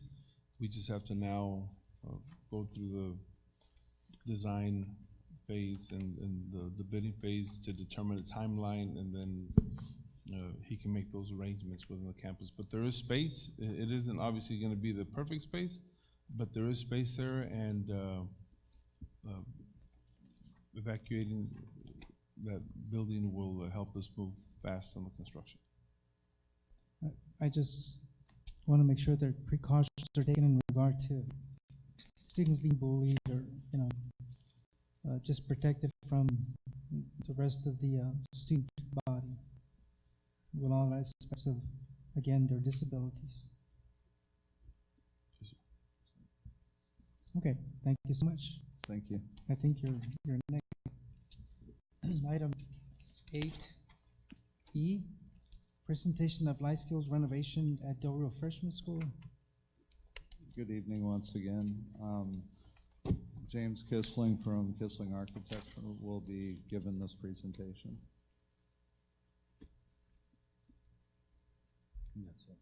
Okay. Good evening, President Mesa, Dr. Rios, and board members. When we started this project, we reached out to the stakeholders of the life skills, the users of that facility, and had a very good conversation of what was lacking, and also visited the facility and determined at that time that it needed pretty substantial work. What we were able to do, part of the study, was evaluate the location and site, and kind of the site implications. Right now, there was a need for a new bus drop-off, a little bit safer. Currently, right now, the area that's being utilized is being shared with the docks, or the back of the school at this point. So part of the new design was incorporating a safe environment for the buses and the parents to drop off the kids, and also provide a place that'll, when they are dropping them off, if they are in a wheelchair, that they would have coverage and be safe from the environments entering the building. So part of what we did, in looking at the building, we determined we were able to really work within the walls of that structure. But what it lacks right now is probably siding, insulation, windows that are not energy efficient, that really don't meet codes or non-compliance. So part of the work that we're going to do is reskin the building, utilizing the structure that's there, doing minimal modification to the structure, and stretching the budget as much as we can to have a facility that is very attractive, but as well as functional. These are some of the interiors, and currently right now it's broken up into 3 learning areas or classrooms, but it's very vague how those are defined. And so part of this, there was a need for more storage. There was a need for the students, when they came in, to have a place where they could leave their either their backpacks or their belongings or whatever other articles that they needed to store for the time that they were there, and still provide restrooms for the students, and in these restrooms, I think we're incorporating three new restrooms. Let me get to the plan. One for the staff and then two for men's and women's. In these, because it is special needs, they will incorporate showers along with changing tables and a very open plan that would make that easy for the staff to assist these students when they needed it. Part of the design of this also is built in flexibility where we're able to open up the 3 classroom or learning areas by the means of rolling partitions, and these are large doors that you could either close that down in 3 separate spaces or have it where you can open up the entire facility to help, sight lines and also a sense of it being a larger space.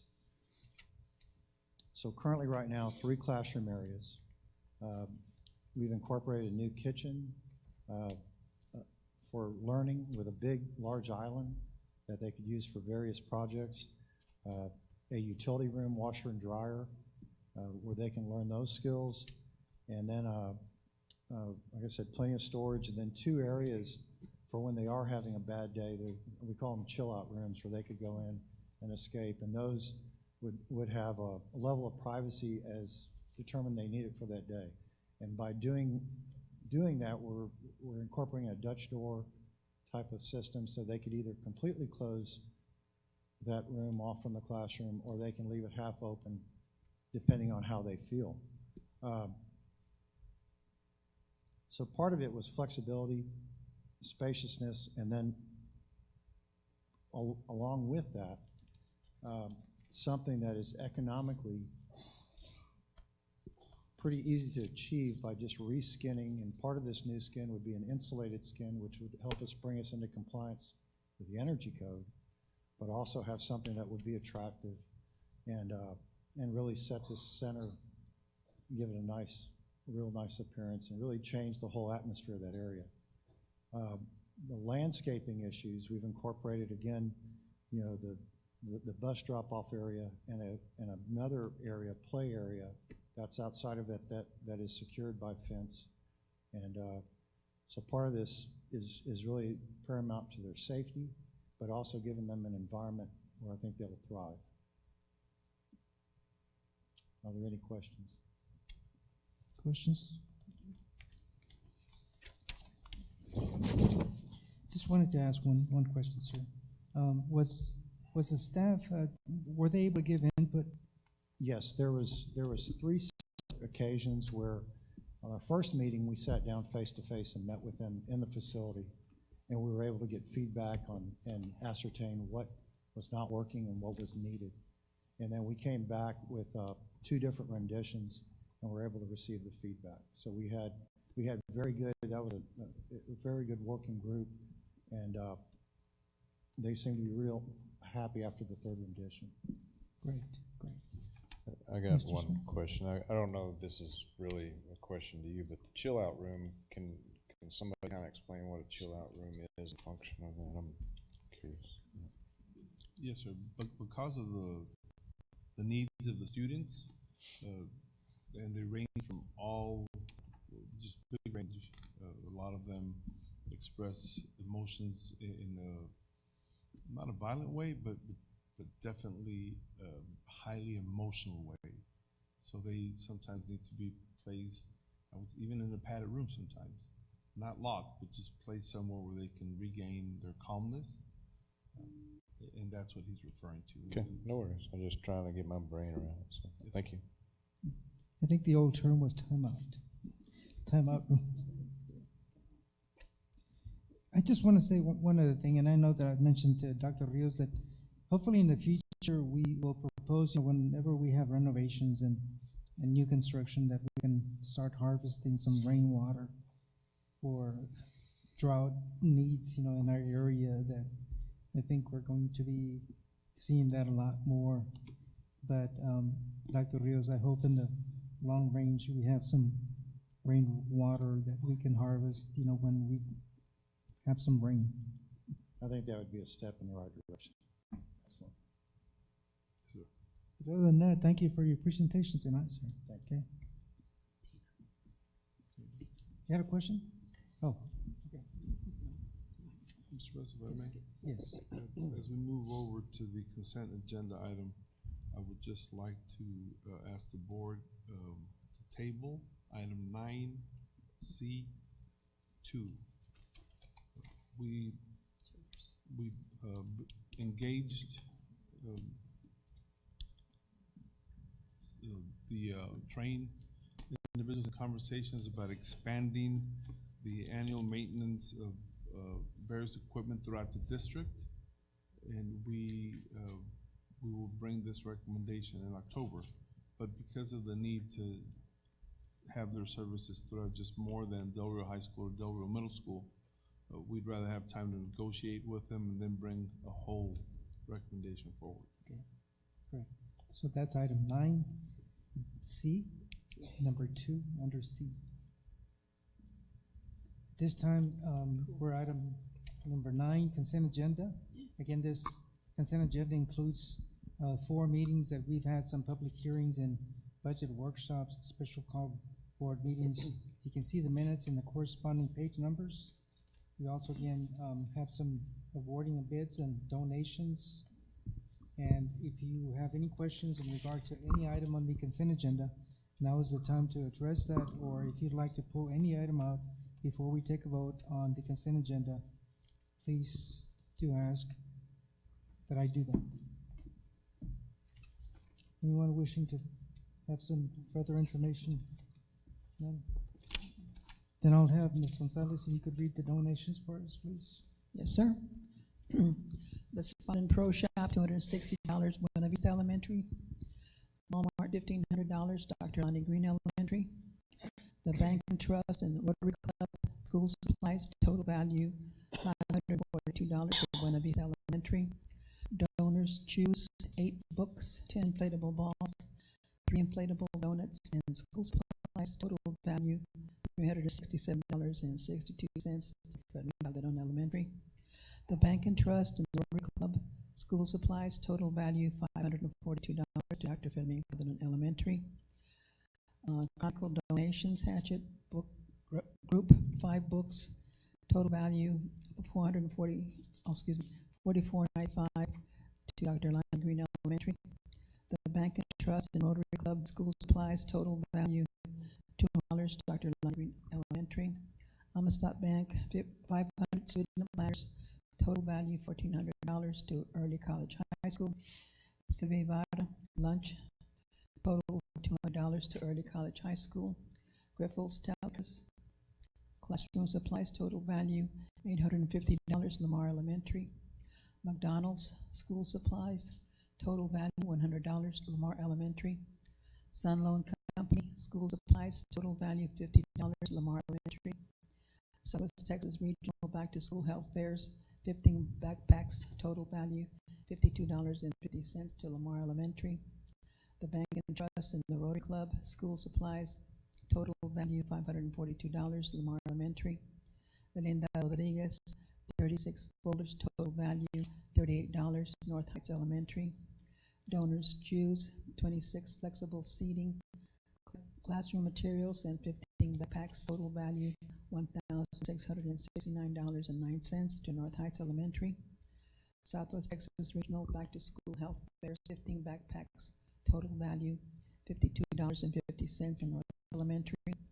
The Bank and Trust and the Rotary School Supplies, total value $541.72 in North Heights Elementary. The Bank and Trust and the Rotary Club School Supplies, total value $542, Reuben Chevy Elementary. The class of 1984 backpacks and school supplies, total value $800, San Felipe Del Rio, CISD. Thank you, Madam Secretary, and as always, I'd like to express my sincere gratitude to all the businesses and individuals that donated to our district to make this district better, and again, providing much needed supplies and resources. At this time, I will entertain a motion for approval for consent agenda, made by Mr. Contreras, seconded by Mr. Smith. All those in favor, please indicate by raising your right hand. Motion carries unanimously. At this time, it takes us all the way down to item 10A, administration on our agenda. Dr. Rios?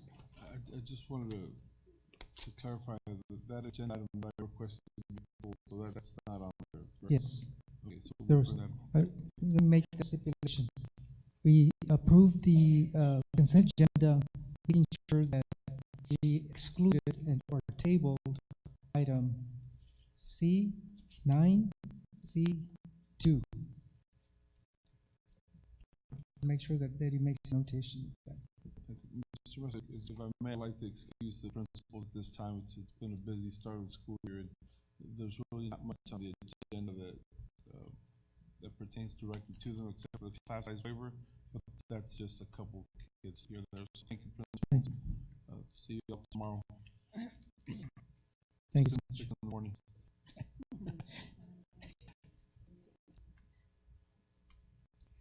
Okay, we're in item 10A, administration, consideration of and approval of a resolution declaring intention to reimburse certain expenditures with borrowing proceeds. Mr. Arredondo?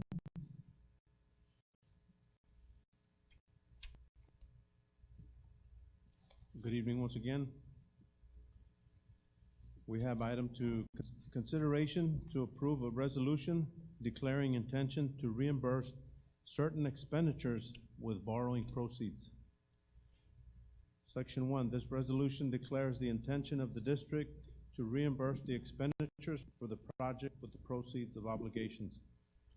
The district presently intends to reimburse the expenditure by incurring obligations issued under Texas law, the interest on which is excludable from gross income under Section 103 of the Internal Revenue Code of 1986 as amended.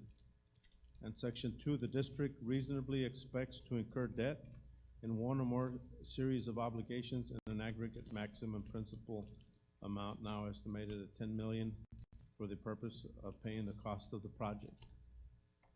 Section 3, the district intends to reimburse the expenditures hereunder not later than 18 months after the date the original expenditure is paid or the date the project is placed in service or abandoned, but in no event more than 3 years after the original expenditure is paid unless the project is a construction project for which the district and a licensed architect or engineer have certified on Exhibit A that at least 5 years are necessary to complete the project, in which event the maximum reimbursement period is 5 years after the date of the original expenditure.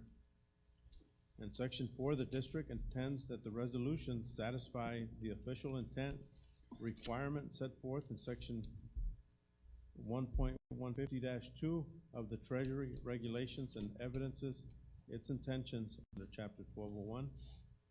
Section 5, the resolution shall be liberally construed to evidence that the intent of the district to comply with Texas law and federal income tax law in the issuance of tax-exempt obligations for the project.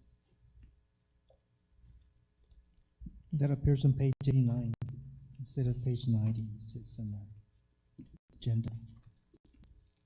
Any questions from board members?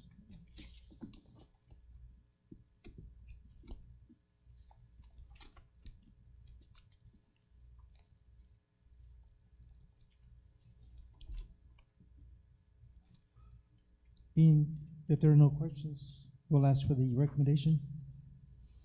It is the recommendation of the administration that the Board of Trustees approve a resolution declaring its intention to reimburse certain expenditures with borrowing proceeds. You've heard the recommendation. I just want to make sure that everyone understands what this is. Mr. Orvelt? I guess I'm confused. What are we paying back? Okay, so if I can read the Exhibit A, the project. It's okay, I'll take care of it. So Is that we're hoping that that a bond passes. But between now and then, we're gonna engage in some work. So for example, once we decide on the property, we have to go examine what it's gonna cost specifically to carry utilities out there. And we're gonna have to engage a civil engineer to do studies. All of this engagement should be reimbursed from the $19 million that we borrow.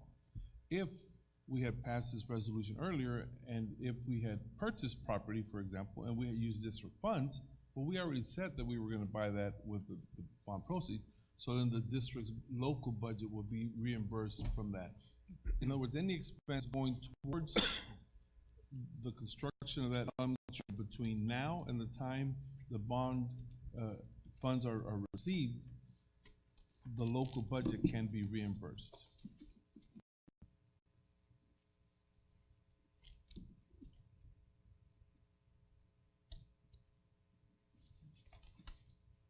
With only stuff pertaining to that bond, we're not gonna spend it on. That's the only time we can get reimbursed. Anyone else? Everybody understands? Okay, then I will entertain a motion for approval. Mr. Contreras, seconded by Mr. Smith. All those in favor, please indicate by raising your right hand. Motion carries unanimously. Thank you very much. Item 10B, consideration to approve the adoption of resolution to designate and authorize the conveyance of title to Valverde County for section 34.05I for a tax foreclosed property struck off in trust to Valverde County. Mr. Arredondo? Mr. Mesa, Okay, I'll Dr. speak to Rios? this item. We were contacted Wednesday, before we posted the agenda. We were informed that there was a property that was going to be foreclosed on, and the county wanted it. We put this on here for discussion, but we do have a visitor from our tax collection firm, and I'll defer it to her. She can make the explanation better than any of us can. Sonia? Thank you, Dr. Rios, President Mesa, members of the board. Yes, this particular issue pertains to a lawsuit we filed back in 2017. The lawsuit consisted of 2 tracts of property. It went to sell July 13th, 2018. We didn't have any bidders. So what happens, those properties then get struck off and are held in trust by the taxing entities, in this case, a county and the school district. These particular 2 tracts of land, the county is interested in purchasing. They're both located in the 100-year plain flood zone. And this would be the Vega Verde area. So by law, we are required to come before the entity whenever there is a bid that's submitted by another entity interested in purchasing a struck-off property for redevelopment purposes. We are required by the code to come before any other entity that has an interest. In this case, a school district is also plaintiff in the original tax lawsuit. The county obviously would like to obtain ownership. I believe, it's my understanding, they're interested in developing this property for parks in the future. Because obviously it falls in the plain flood zone, there aren't any interested buyers. There's not much that can be done with the property. It is currently vacant. But by law, we are required to bring it to you because their bid, the amount of their bid is not matched the minimum bid at the initial sell. It falls with below that minimum bid. In this particular case, they are offering $1,094.30. That really just consists of the court costs associated with the lawsuit, plus the 2019 taxes, and that's combined for both tracts. The initial minimum bids, just for the record, on tract 1 was $5,000, tract 2, $3,305. So again, we're just following the tax code, bringing for consideration at this time. Questions from board members? Yes, sir. Yes, sir. Yes, Mr. Overfeld. Maybe you can explain to me. On track 1, on the page there from your office, it says total due at the time of judgment, April 6th of 2018. And due to the school district was $2,600. And then track 2, due at the time of the judgment on April 6th of 2018 was $1,600. And then it drops down to September of 19, the post-judgment, and it says now $138 and respectively $48. Why would the amount of back taxes drop so dramatically? So at the time of judgment, when we did take judgment, April 2018, that was for 9 tax years. That consisted of 2008, 9, 11 through 17. So that's why the amount is larger. The 2019 are your post, so that's just 1 year. It's not even the complete year past the date of judgment. So those are required by the code. Those cannot be waived by the board. That's why they're included in their minimum, in the county's minimum bid amount. The 138 and the 48 are included in their minimum amount? Correct. So what you're looking at, the 2677 and the 1606 are not. That is what they're asking that the board consider waived. They're not asking us to waive that. Or they are asking us to waive? Yeah. What's the total amount owed to the school district on this piece of land since it's been in arrears? You're looking right now at approximately almost 5,000, getting to around 5,000. So the county's asking us to... Both tracts of land, that's under the tax suit. Yes, correct. So the county's asking us to write off $5,000 in back taxes? Basically, they're agreeing to take ownership to maintain, because obviously moving forward, any work that has to be done for whatever purpose on that particular piece of property, we're gonna have to get the school and the county together as far as determining who's responsible for what cost, and then we look into liability issues as far as any hazards or anything on that property. You have people trespassing and injuries, so forth and so on. Again, you know, and this just went to sale July 3rd of last year. So it's relatively, you know, it's been struck off. Again, we didn't have any bidders present at the sale that were interested in purchasing the property.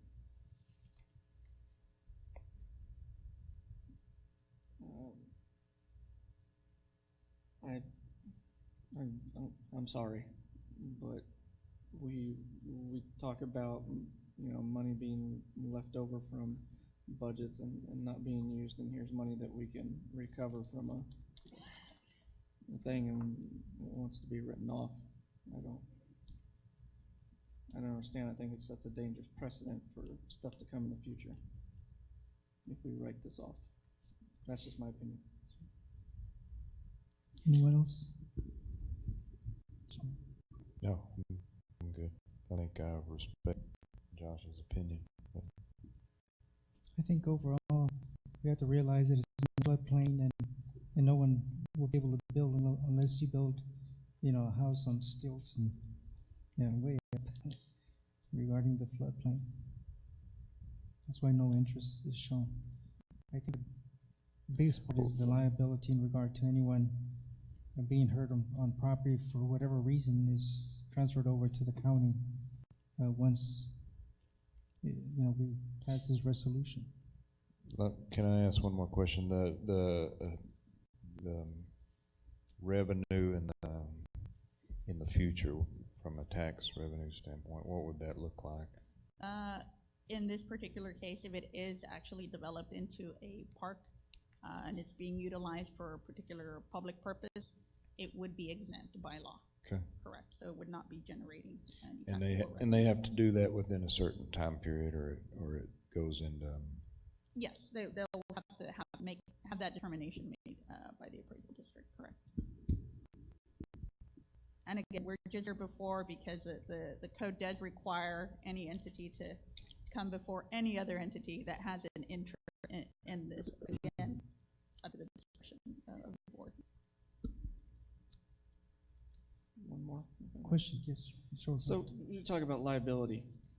There something was to happen while we still hold the back lien on it there. So as an example, here in town, there's a building that's falling in by the firehouse over by the fire department over by Sacred Heart that has a big old tax foreclosure sign in front of it.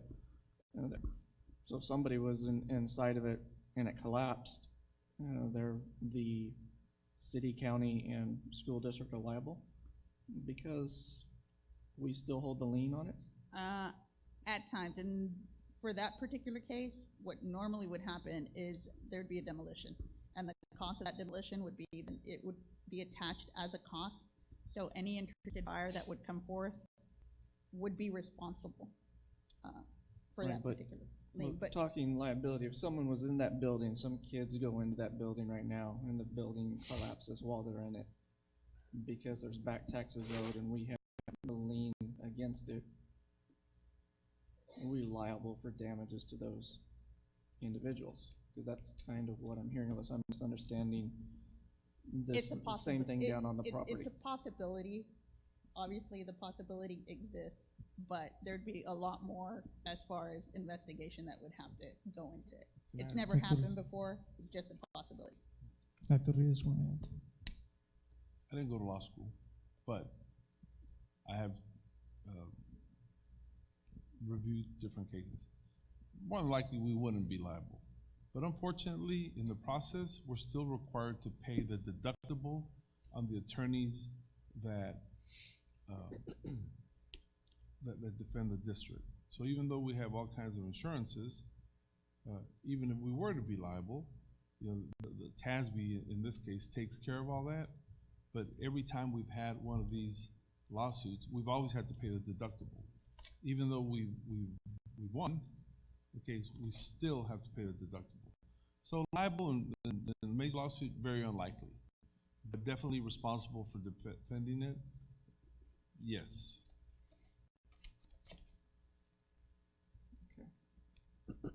Anyone else?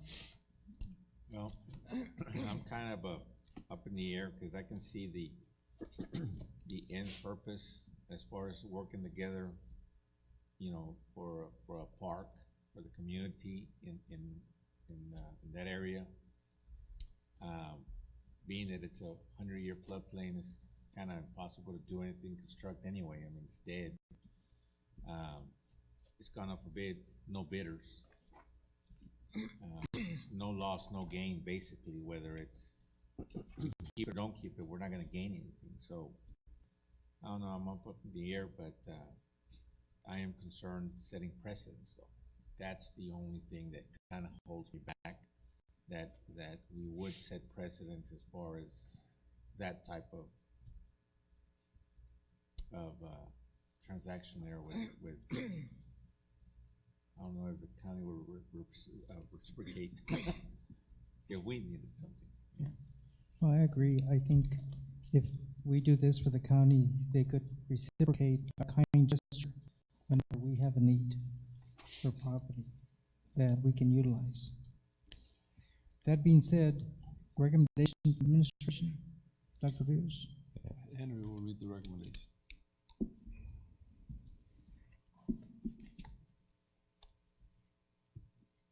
So can I ask a question before we go into this? I mean, what kind of park are we talking about together? I would defer to the county at this point. And there's nobody from the county to talk to that, or? I'm not aware of any specifics. I believe with their intent as far as a timeline or any additional specifics as to the park, I'm not familiar with those. Yeah, I mean, that's kind of a critical point. I mean, if we're gonna, I mean, for us to say, yeah, we'd be willing to forgo this but for the community, future. Nobody has bid on this property. We can invite, I believe this is in Commissioner Flores's area. Yes. We can invite him to come and share with the board his intent. If y'all want to table it. I think it seems split right at the moment, and I think it would be fair to give them an opportunity to say, here's what I plan on doing with it. I'd go with tabling it at the moment instead of killing it. There may be some really cool stuff that the community is going to take advantage of that we may not be able to if we vote it down. Yeah, I'll make a motion to table. Wait for somebody to voice what it's about. Whatever the board desires. Mr. Smith, you want to make a motion? Table? Yeah, I did. Make a motion to table. Mr. Smith has made a motion to table this item, seconded by Mr. Overfeld. All those in favor, please indicate by raising your right hand. Motion carries. This table, item table. Sonia, you have a good night and safe travels. Item administration 11A, consideration to approve an agreement between Southwest Texas Junior College and San Felipe Duro CISD for career and technical education, CTE dual credit courses. Good evening, Mr. Mesa, Dr. Rios, and members of the board. This is an annual memorandum of understanding for the operational plan of delivery of dual technical courses that are offered to Del Rio High School students during the 2019-2020 school year. Currently, we have 10 programs, technical programs, that are part of this, including 50 college courses. Attached on the separate cover is the updated list of CTE courses offered by the two separate divisions at Southwest Texas Junior College, the Dual Credit Program and the Workforce Training and Development Division.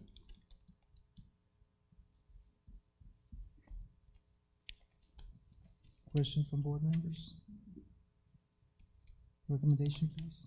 It is a recommendation of the administration that the Board of Trustees approve the Superintendent of Schools to sign the MOU agreement with Southwest Texas Junior College as presented. You've heard the recommendation. I'll entertain motion for approval. Mr. Overfeld, seconded by Mr. Contreras. All those in favor, please indicate by raising your right hand. Motion carries unanimously.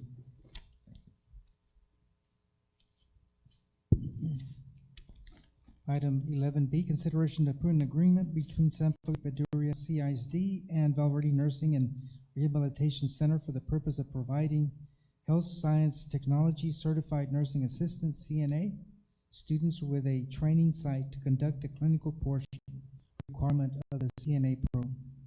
Mr. Gonzalez. Mr. Mesa, Dr. Rios, and members of the board.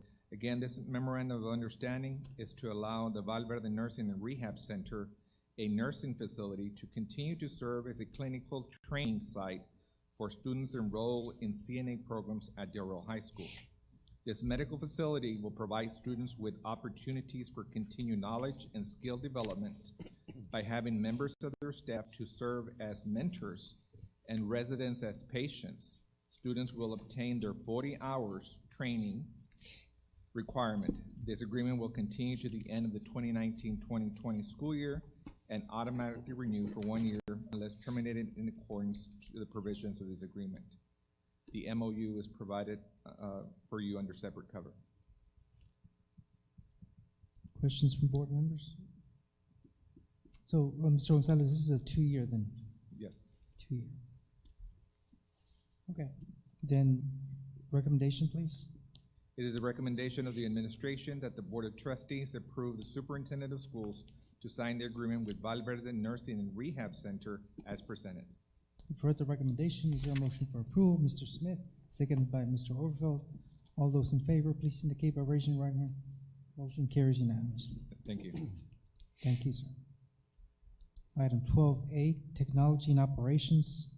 Consideration to approve the schematic design phase with Kisling Architects for the life skills renovation at Del Rio Freshman School. Mr. Henge. Good evening once again, President Mesa, Dr. Rios, members of the board. This item here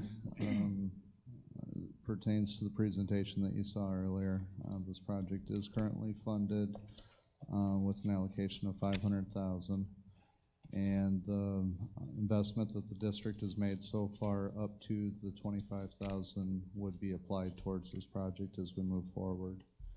The schematic design phase is reflected in the, I guess, the floor plan that you saw earlier.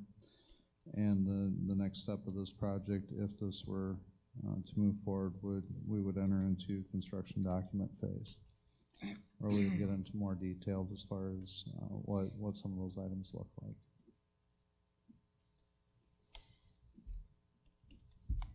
Questions? I got Mr. one Smith? question. I'm gonna get back on that chill out. So we've got some type of way of observing what's going I mean, it's not just four walls and a solid door Yes, sir. kind of world. The expert in all services, Dr. Aguirre, she can, I'm sure that in 3 sentences or less, she can Yeah, that would help. just expand a lot more on it than I would be able to. Yeah, and your description was good. I just want some, I want to feel like a closet where people can see what's on it. Hello, everyone. The rooms would serve a purpose in that they would be available for a student who needs quiet time, not necessarily removal, but maybe can work better in a quiet situation. They can also be used to have, to be sensory rooms. There are multi-purpose rooms that will be available, but they will not have closed doors. Okay, so it'd be some kind of window or an open door or something. I think what I heard him say was that they would be like half doors or open doors. Dutch doors.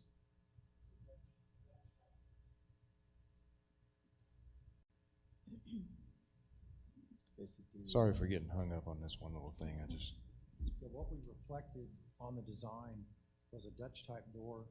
So it's actually a two-piece door where the top part can open.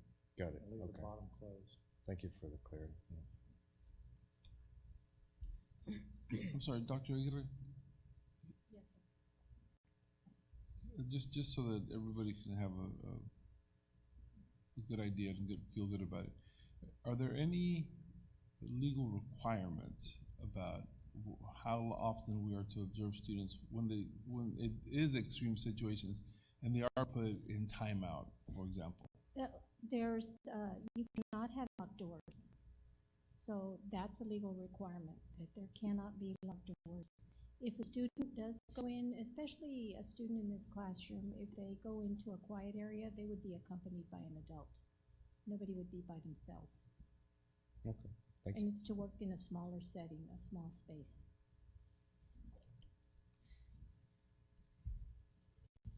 Question from Mr. Overfeld. Just going back to the last picture that shows the 3D elevation outside. I know it's got that cool blue siding.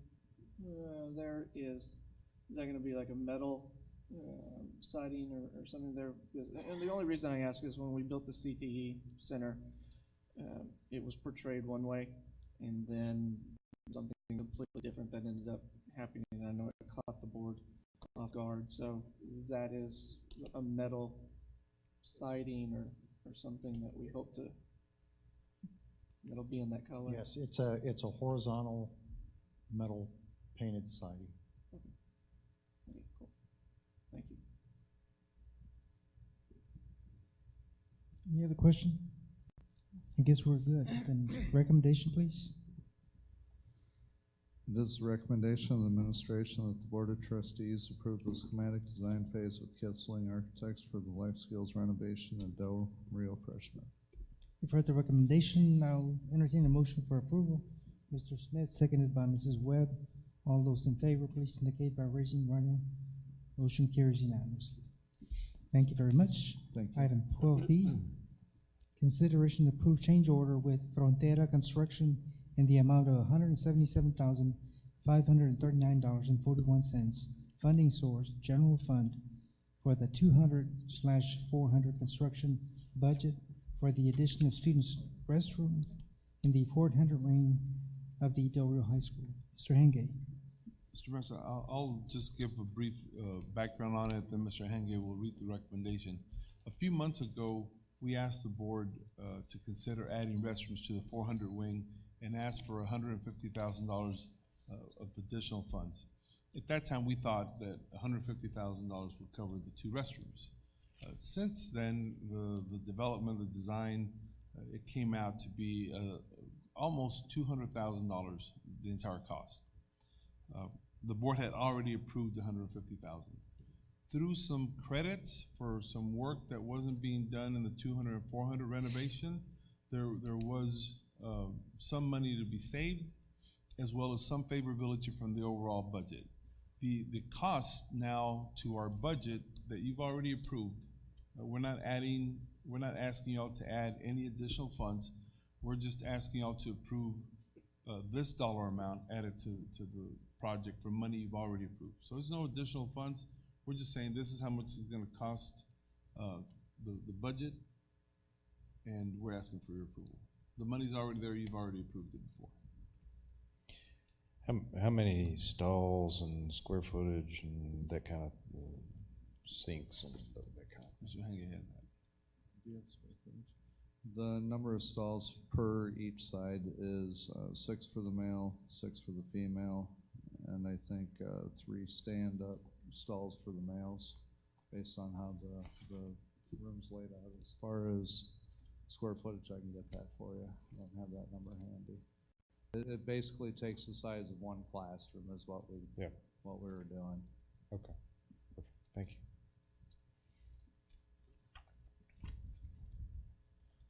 So let me see if I understand this correctly.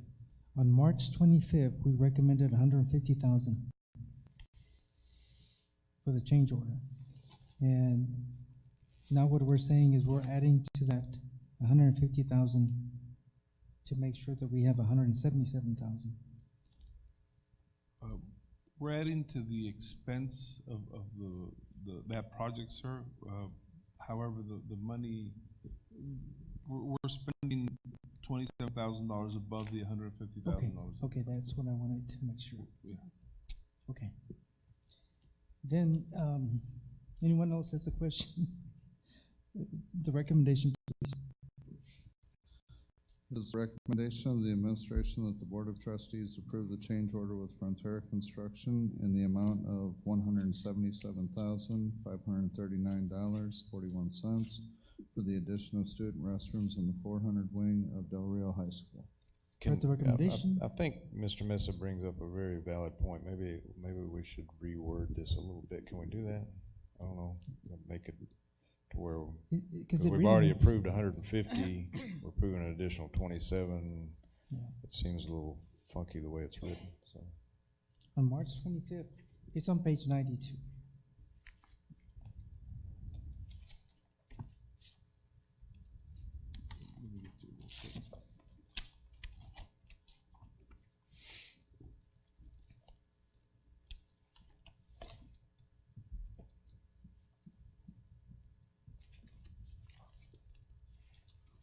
I think the verbal description is well done, Mr. Rios, but the written description is vague. So might I suggest that the recommendation just read the additional money of the 100? So it would be 27,539.41. That would be the correct wording, yes. Yeah. Okay, I'll do that again. It is the recommendation of the administration. Yes, hold on. I'm sorry. Let me just get the dates right so I can.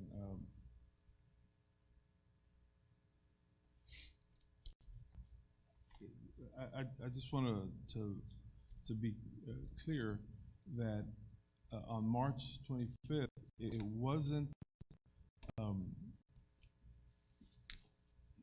It was an amendment for a change order, but at that time we brought the amendment for approval. I don't believe we brought the change order. Okay, so this is the first change order. So what we have to approve is the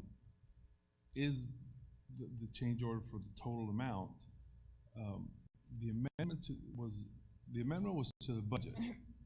That's an amendment where we added 150,000 to the budget. But I do not remember presenting a change order for approval. So the total change order is for 177,000 because you have not approved the change order yet. But I can word it to where everybody, to where it reflects what we're doing. Okay, could we do this, because it seems still funky. Can you take the time and reword that, and then we go into closed session, we come back with this after closed session, or we got to do it now? Well, it's already, we don't want to delay the process for a whole month because we do want to finish. No, that's not what I'm asking. I'm asking you just to take the time to rewrite this correctly. Oh. We vote on it tonight, but just not this second. Oh, do it for 30 minutes or whatever. Well, you have time to rewrite it, we continue on with the normal agenda. Sure. Yes, absolutely. We can do that. If we can table this to the end of the open session items, and then Mr. Henge and Mr. Honda will go back and reword it. Is that good? Mr. Smith, could you motion that? Yeah, table? could we motion to table that for the last agenda item before closed session? Okay, there's a motion before the floor from Mr. Smith to table item, it's item 12B, to have, when we reconvene after executive session and take a vote on that. Is there a second to Mrs. Webb? All those in favor, please indicate by raising your hand. Motion carries with, Mr. Orfeld, yes? Okay, motion carries unanimously. Then we have tabled that item until we come back into open session after executive. Thank you. For the rewording. We're now to item 14A, Human Resources, consideration to approve the submission of the 2019-2020 request for maximum class size waiver exception to TA. Aide Garcia. Good evening again, President Mesa, Dr. Rios, members of the board. Each school district is required to conduct a class size survey for kinder through 4th grade.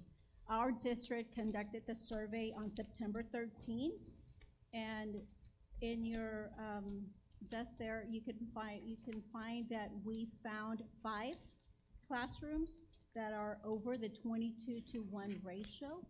And these classrooms are Lamar Elementary, 1st grade, 23-to-1 class size ratio. Laughlin Elementary, kinder, 23-to-1 classroom ratio. Laughlin Elementary, a 2nd grade classroom, 23-to-1. Buena Vista Elementary has 2, and both of them at 3rd grade, 23-to-1. The district is required to notify TA and submit a maximum class size waiver. And the plan as well. Are there any questions? Comments from board members? Questions? I just want to say that I'm so glad to see less and less crowded classrooms, and this is by far an exception from previous years where we have had, you know, upwards of 4 or 5 students added to the existing number of students allowed. And we have more classrooms as well. So, with that being said, I'll entertain a motion, recommendation, please. Yes, sir. It is a recommendation of the administration that the Board of Trustees approve the submission of the 2019-2020 request for maximum class size waiver exception to TA and the compliance plan. For the recommendation, is there a motion for approval? Mrs. Webb, seconded by Mr. Contreras. All those in favor, please indicate by raising your right hand. Motion carries unanimously. Thank you very much. Human Resources, item 14B, consideration to approve the conversion of the coordinator position control to 2 clerk positions, receptionist and human resource specialists for the Human Resources Department. Aide Garcia. Yes, Mr. Mesa, when we had TASB conduct the HR review, they identified that we were over in coordinators, but we needed more assistance with clerk, and they recommended through attrition, if one of the coordinators resigned, to ask recommendation to convert that to 2 clerks position, and that's what we're doing today. We would like to convert this administrative position to a 2 position clerks, one receptionist and the other one a human resources specialist. Any questions? Questions from board members? Mr. Smith? So you're taking, so you've got a coordinator, and you're gonna do what with that coordinator? She left the district. Okay, when did you leave the district? She left the district on August 27th. Okay, and you're gonna replace that one position with 2 clerks. And what does that mean cost-wise to roll that out? The salary professional position can almost cover the 2 positions that she's recommending. I believe we have to add $1,500 $500 to the budget. Do you have a number there, Ms. Garcia? Yes, it's, actually, it's a credit of 1,520. It's a credit It's a of credit. 1,000. So we'll spend 1,500 less for two paraprofessional positions as opposed to one professional. Very good, thank you. Any other questions? There being none, recommendation, please. Yes, Mr. Mesa. It is a recommendation of the administration that the Board of Trustees approve the conversion of the coordinator position control to 2 clerk positions, a receptionist and human resource specialist for the Human Resources Department. You've heard the recommendation from the administration. Is there a motion for approval, Mr. Smith? Seconded by Mr. Contreras. All those in favor, please indicate by raising the right hand. Motion carries unanimously. Item 14C, consideration to approve employee job descriptions and evaluation forms, specialist employee benefits and support service update, senior computer technician conversion. Aide Garcia. We have 2 job descriptions in your packet. One of them is an update, and this is a title change as well of modifications to the job description for the employee benefits and support services. The title was secretary, now it's specialist, and we also indicate there are some changes to the job description. Questions on this specific job description? Okay, Mrs. Webb? Yes, ma'am. My questions are concerns that this position is being called a specialist, yet the requirements are high school diploma or GED. There is no requirement on anything that has to do with accounting, payroll, purchasing, accounts processing, and this person is going to be dealing with COBRA and health insurance, and there's no requirements for this person to have any knowledge of insurance or dealing with health benefits at all. And if anybody were to come and talk to this person, that person would have to relate all inquiries to their immediate supervisor, so this person has no knowledge. So I would like to recommend that the job description be revised to address some of the health issues. Some of the health issues? Well, like Because the knowledge having to do with COBRA and insurance benefits, because right now we're just asking that this person have some college hours, maybe preferred. They're not even requiring any at all. So there's no associate's degree, just a high school diploma or GED, and they have no knowledge of any of the health insurance that they're going to be dealing with. We can do that. This person has been in this position for a very long time, so they've grown with this responsibility, and that's why on the job description it lists assist, because they assist the benefit coordinator with these responsibilities. She's not responsible for it, but they assist with it. But I see what you're saying, and if this person were to retire or move to another position, we can definitely go back and change those responsibilities to make sure whoever would come into this position. And I think what I'm looking at is the word specialist. To me, a specialist is someone that's knowledgeable, but yet we're not requiring those immediate things. This is in line with the human resources specialist position that we have as well.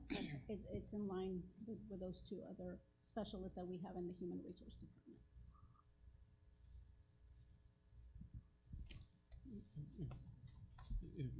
If I may, and we can certainly go back and rewrite it, but the idea to create efficiencies within the department is to standardize the work that they do and cross-train and move from one position to the other within that same pay grade. But whatever pleases the board, we're willing to do, but it's not, again, it's not intended to go hire somebody or to do anything other than to standardize their job descriptions. So, Ms. Gonzalez has Yeah. floor. Yeah, I noticed in the job description, you've got additional duties for this person. Some of those duties, are they being, before this, was the coordinator doing it? They assist the coordinator. It's just a department of 2. Yeah, but you've got some that doesn't say, it says that she is gonna do it. Isn't that correct? It's always Prepare purchase orders, et cetera, maintain budget files, assist with explanation, I can see the assistance there. But that's what, so you're gonna call her a specialist because you're giving her more duties, is that why? Specialist because they assist the coordinator, but she also assumes the But doesn't the secretary. secretary do now that too? She But you're is- just changing it to specialist? She's secretary / specialist, so she does more than just the secretary. She assists the benefit coordinator with some of these responsibilities. Well, according to the job description, it says secretary. Where it says secretary, you cross that out, specialist. That was her previous title. Exactly, because Yes. specialist, secretary specialist. But that's what I see might be the justification for it, because you're giving her extra duties. And also, when you rewrote it, you still call her a secretary. The revised one that you have, secretary. You see it? No, ma'am, I'm sorry, I don't see. Well, When it's you- revised, the new it's one. in There's blue. the blue. It says Yes, that specialist. says secretary, so you need to change it, I guess. See what says secretary. It says special, I don't know, did you? The one that you revised. You have the cross-out one? Yeah. And then you have The one that's no blue or nothing, is still Right. secretary. So, And you mine should- says specialist, I'm sorry, maybe we just added the wrong one in your. yeah, I just wanted to focus what's there. But anyway, I saw some more duties, I figured, well, that's what they're a specialist. I just have one question. So it's someone that we have on board already? Okay. And they've grown with this position. And there's no change in pay, right? No. Any other question? Recommendation, please. I'll wait for the other, there's one more job Okay. description. Well, time out. I just want to make sure I have clear indication from the board. Do we bring it forward or do we take it back? Like I said, there's no rush. It's not, we're not advertising to hire. I just want to make sure, because I don't want the next one to fail because we weren't clear on this one. So would y'all like us to just recommend them separately or bring it back? I think Ms. Gonzalez brought up a good point that our packet contains a different title. Okay. Secretary? So, It's just a correction.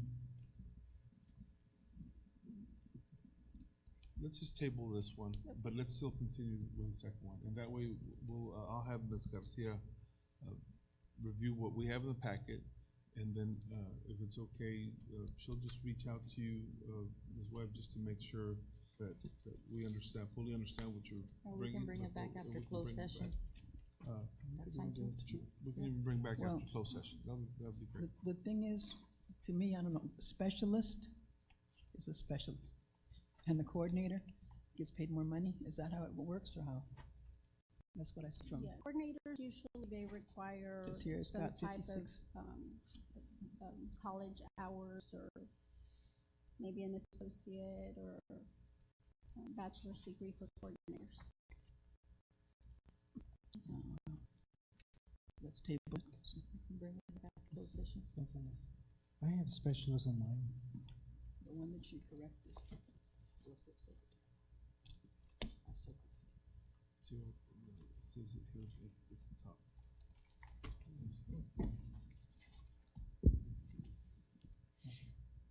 Just so we understand. It's not the title, it says where it says primary purpose.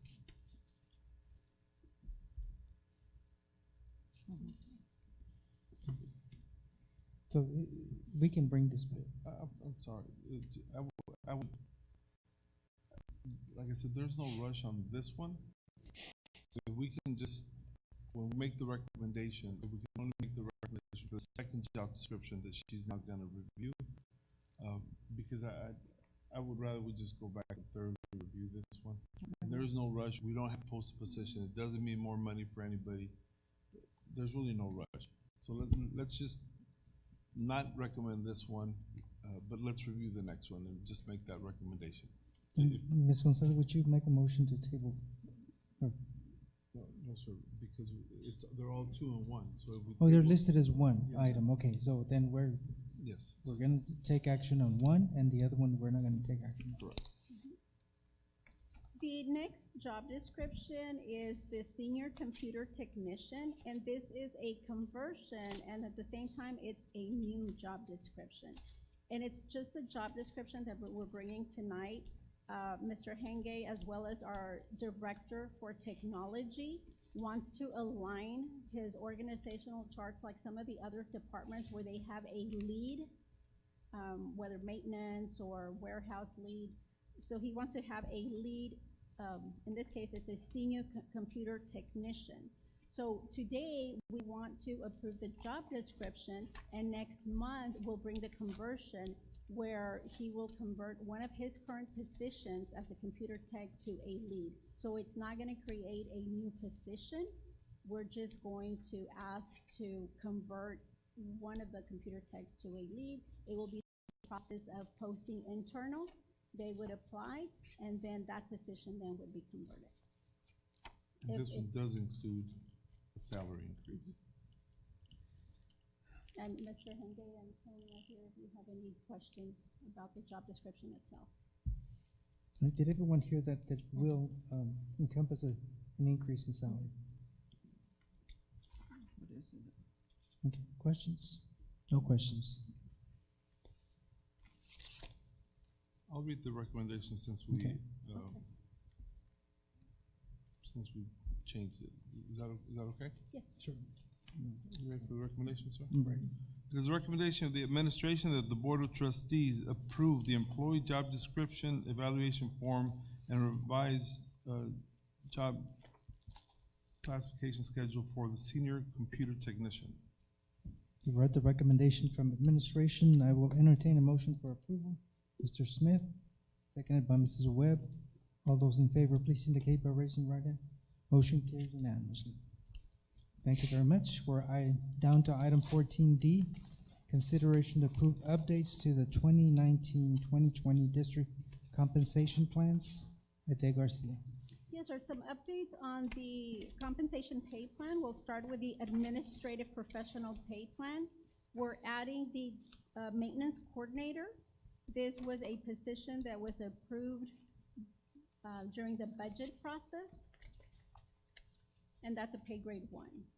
On pay grade 3 and 4, what you see X'd out there is the migrant services coordinator, as well as on pay grade 4, the Title I coordinator. We're deleting these 2 positions since the board approved for a director of federal and state program. On the paraprofessional pay plan, we're gonna go ahead and table that one because that was just the change of title from secretary to specialist. So we're gonna table that one.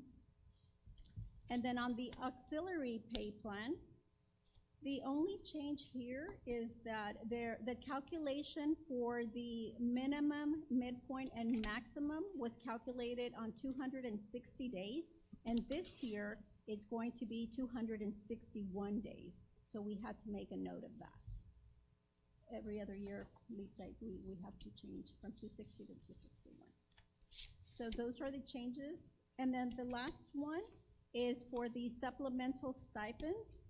We're including a student council sponsor stipend for 7th grade, and that's for $625. Any questions on the compensation pay plan? Questions? No questions. Recommendation, please. It is the recommendation of the administration that the Board of Trustees approved updates to the 2019-2020 district compensation pay plan and not include the specialist for the specialist for employee benefits and support services. You've heard the recommendation from administration, again, including the change that we made tonight with the specialist for employee benefits. Is there a motion for approval? Mr. Contreras, seconded by Mr. Smith. All those in favor, please indicate by raising your right hand. Motion carries unanimously. Item 14E, consideration to approve the interlocal agreement between San Felipe de Oro CISD and Valverde Regional Medical Center. Ede Garcia. Yes, our final human resource item is the interlocal agreement between San Felipe del Rio and Valverde Regional Medical Center. This is for the air ambulance service that we initiated back in October 17, 2016. And this is for the superintendent to sign the agreement. I just had one question. Is that the same amount that we paid last year? Yes, sir. Same amount. And this is a recurring expense every year? Every year. Any questions from board members? And for air flight? Okay, recommendation, please. It is a recommendation of administration that the Board of Trustees approve the interlocal agreement between San Felipe del Rio CISD and Valverde Regional Medical Center for Dr. Rio, Superintendent of Schools, to sign the interlocal agreement as presented. For the recommendation, I will entertain a motion for approval. Mr. Smith, seconded by Mrs. Webb. All those in favor, please indicate by raising your right hand. Motion carries unanimously. Student Services, 15A, consideration to approve contract with Antonio Cadena, MD, for consulting services to establish health services protocols and standing orders for San Felipe de Oro CISD nurses. Sandra Hernandez. Good evening once again, Mr. Mesa, Dr. Rios, and members of the board. In accordance with policy, a physician who has been delegated prescriptive authority under Occupations Code Chapter 157 may prescribe epinephrine auto-injectors in the name of a school district in accordance with law. This contractual agreement permits Dr. Antonio Cadena to have prescriptive authority for unassigned EpiPens, which under local policy may be administered in the event of an emergency. Additionally, this contract establishes other health service protocols and standing orders for school nurses assigned to schools in our district. And I'll entertain any questions. Questions? This is an annual thing that we do. Yes, sir, it is an annual requirement. No questions for board members? Hearing none, the recommendation, please. Yes, sir. It is the recommendation of the administration that the Board of Trustees approve the superintendent to sign the agreement and approve the contract with Antonio Cadena, MD, for consulting services and to establish health services protocols and standing orders for San Felipe del Rio CISD nurses. Thank you very much. You've heard the recommendation from administration. I will entertain a motion for approval. Mrs. Webb, seconded by Mr. Contreras. All those in favor, please indicate by raising your right hand. Motion carries unanimously. Thank you, sir. Thank you very much. The time is 8:53 p.m. We're now going to go into executive session.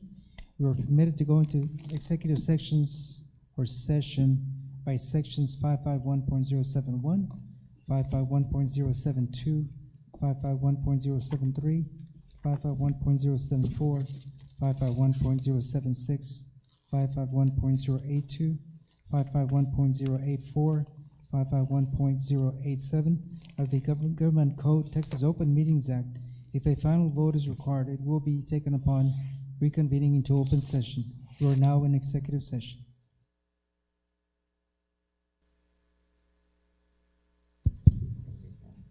Okay, we're going to reconvene into open session. The time is 10:04 p.m. No action was taken in executive session. We're down to item 18, actually not numbered, but we have the change order that we're going to consider because we had tabled that. So this time we're going to deal with consideration to approve change order with Frontera Construction in the amount of $177,539.41 for the addition of student restrooms in the 400 wing of the Del Rio High School. Funding source 200/400 construction budget.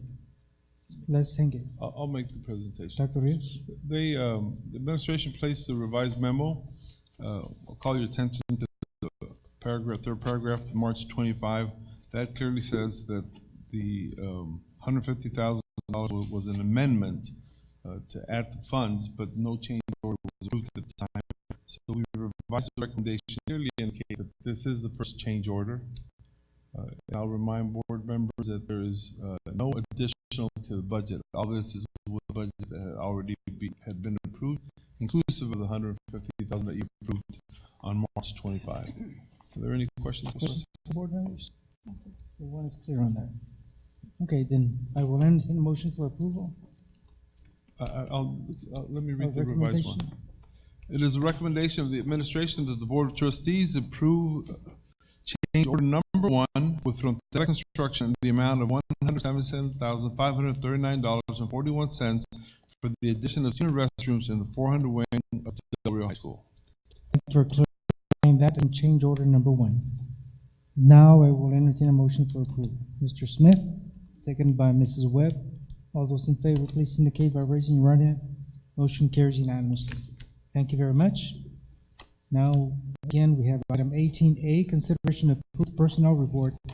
Include the following: new hires, district vacancies, retirements, and resignations. Good evening. It is a recommendation of administration that the Board of Trustees approve the resignations following new hires.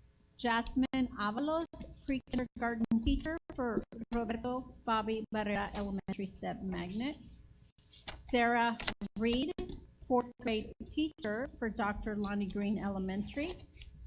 Gwen Andrade, ELA teacher at Del Rio Middle School, 8th grade.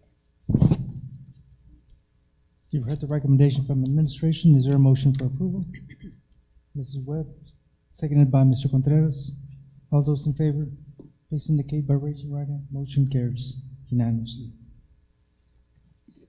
Item 18B, consideration to approve the position of speech pathologist for the Special Education Department.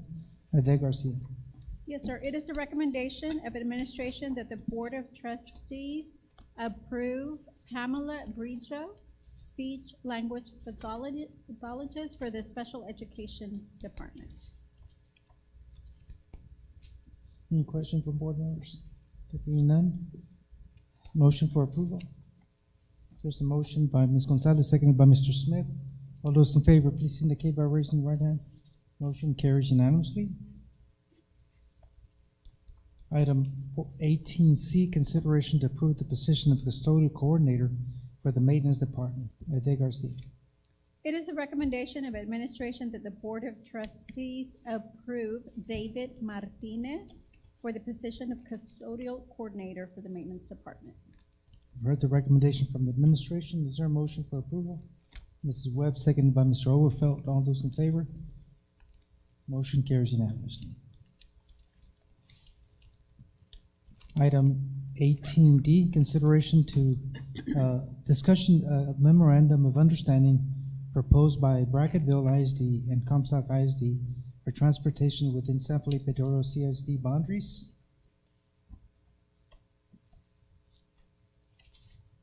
Dr. Rios? Mr. Mesa, members of the board engaged in discussion with our general counsel about this item, the discussion and advice of counsel. I to make a recommendation unless there's questions beforehand. No questions.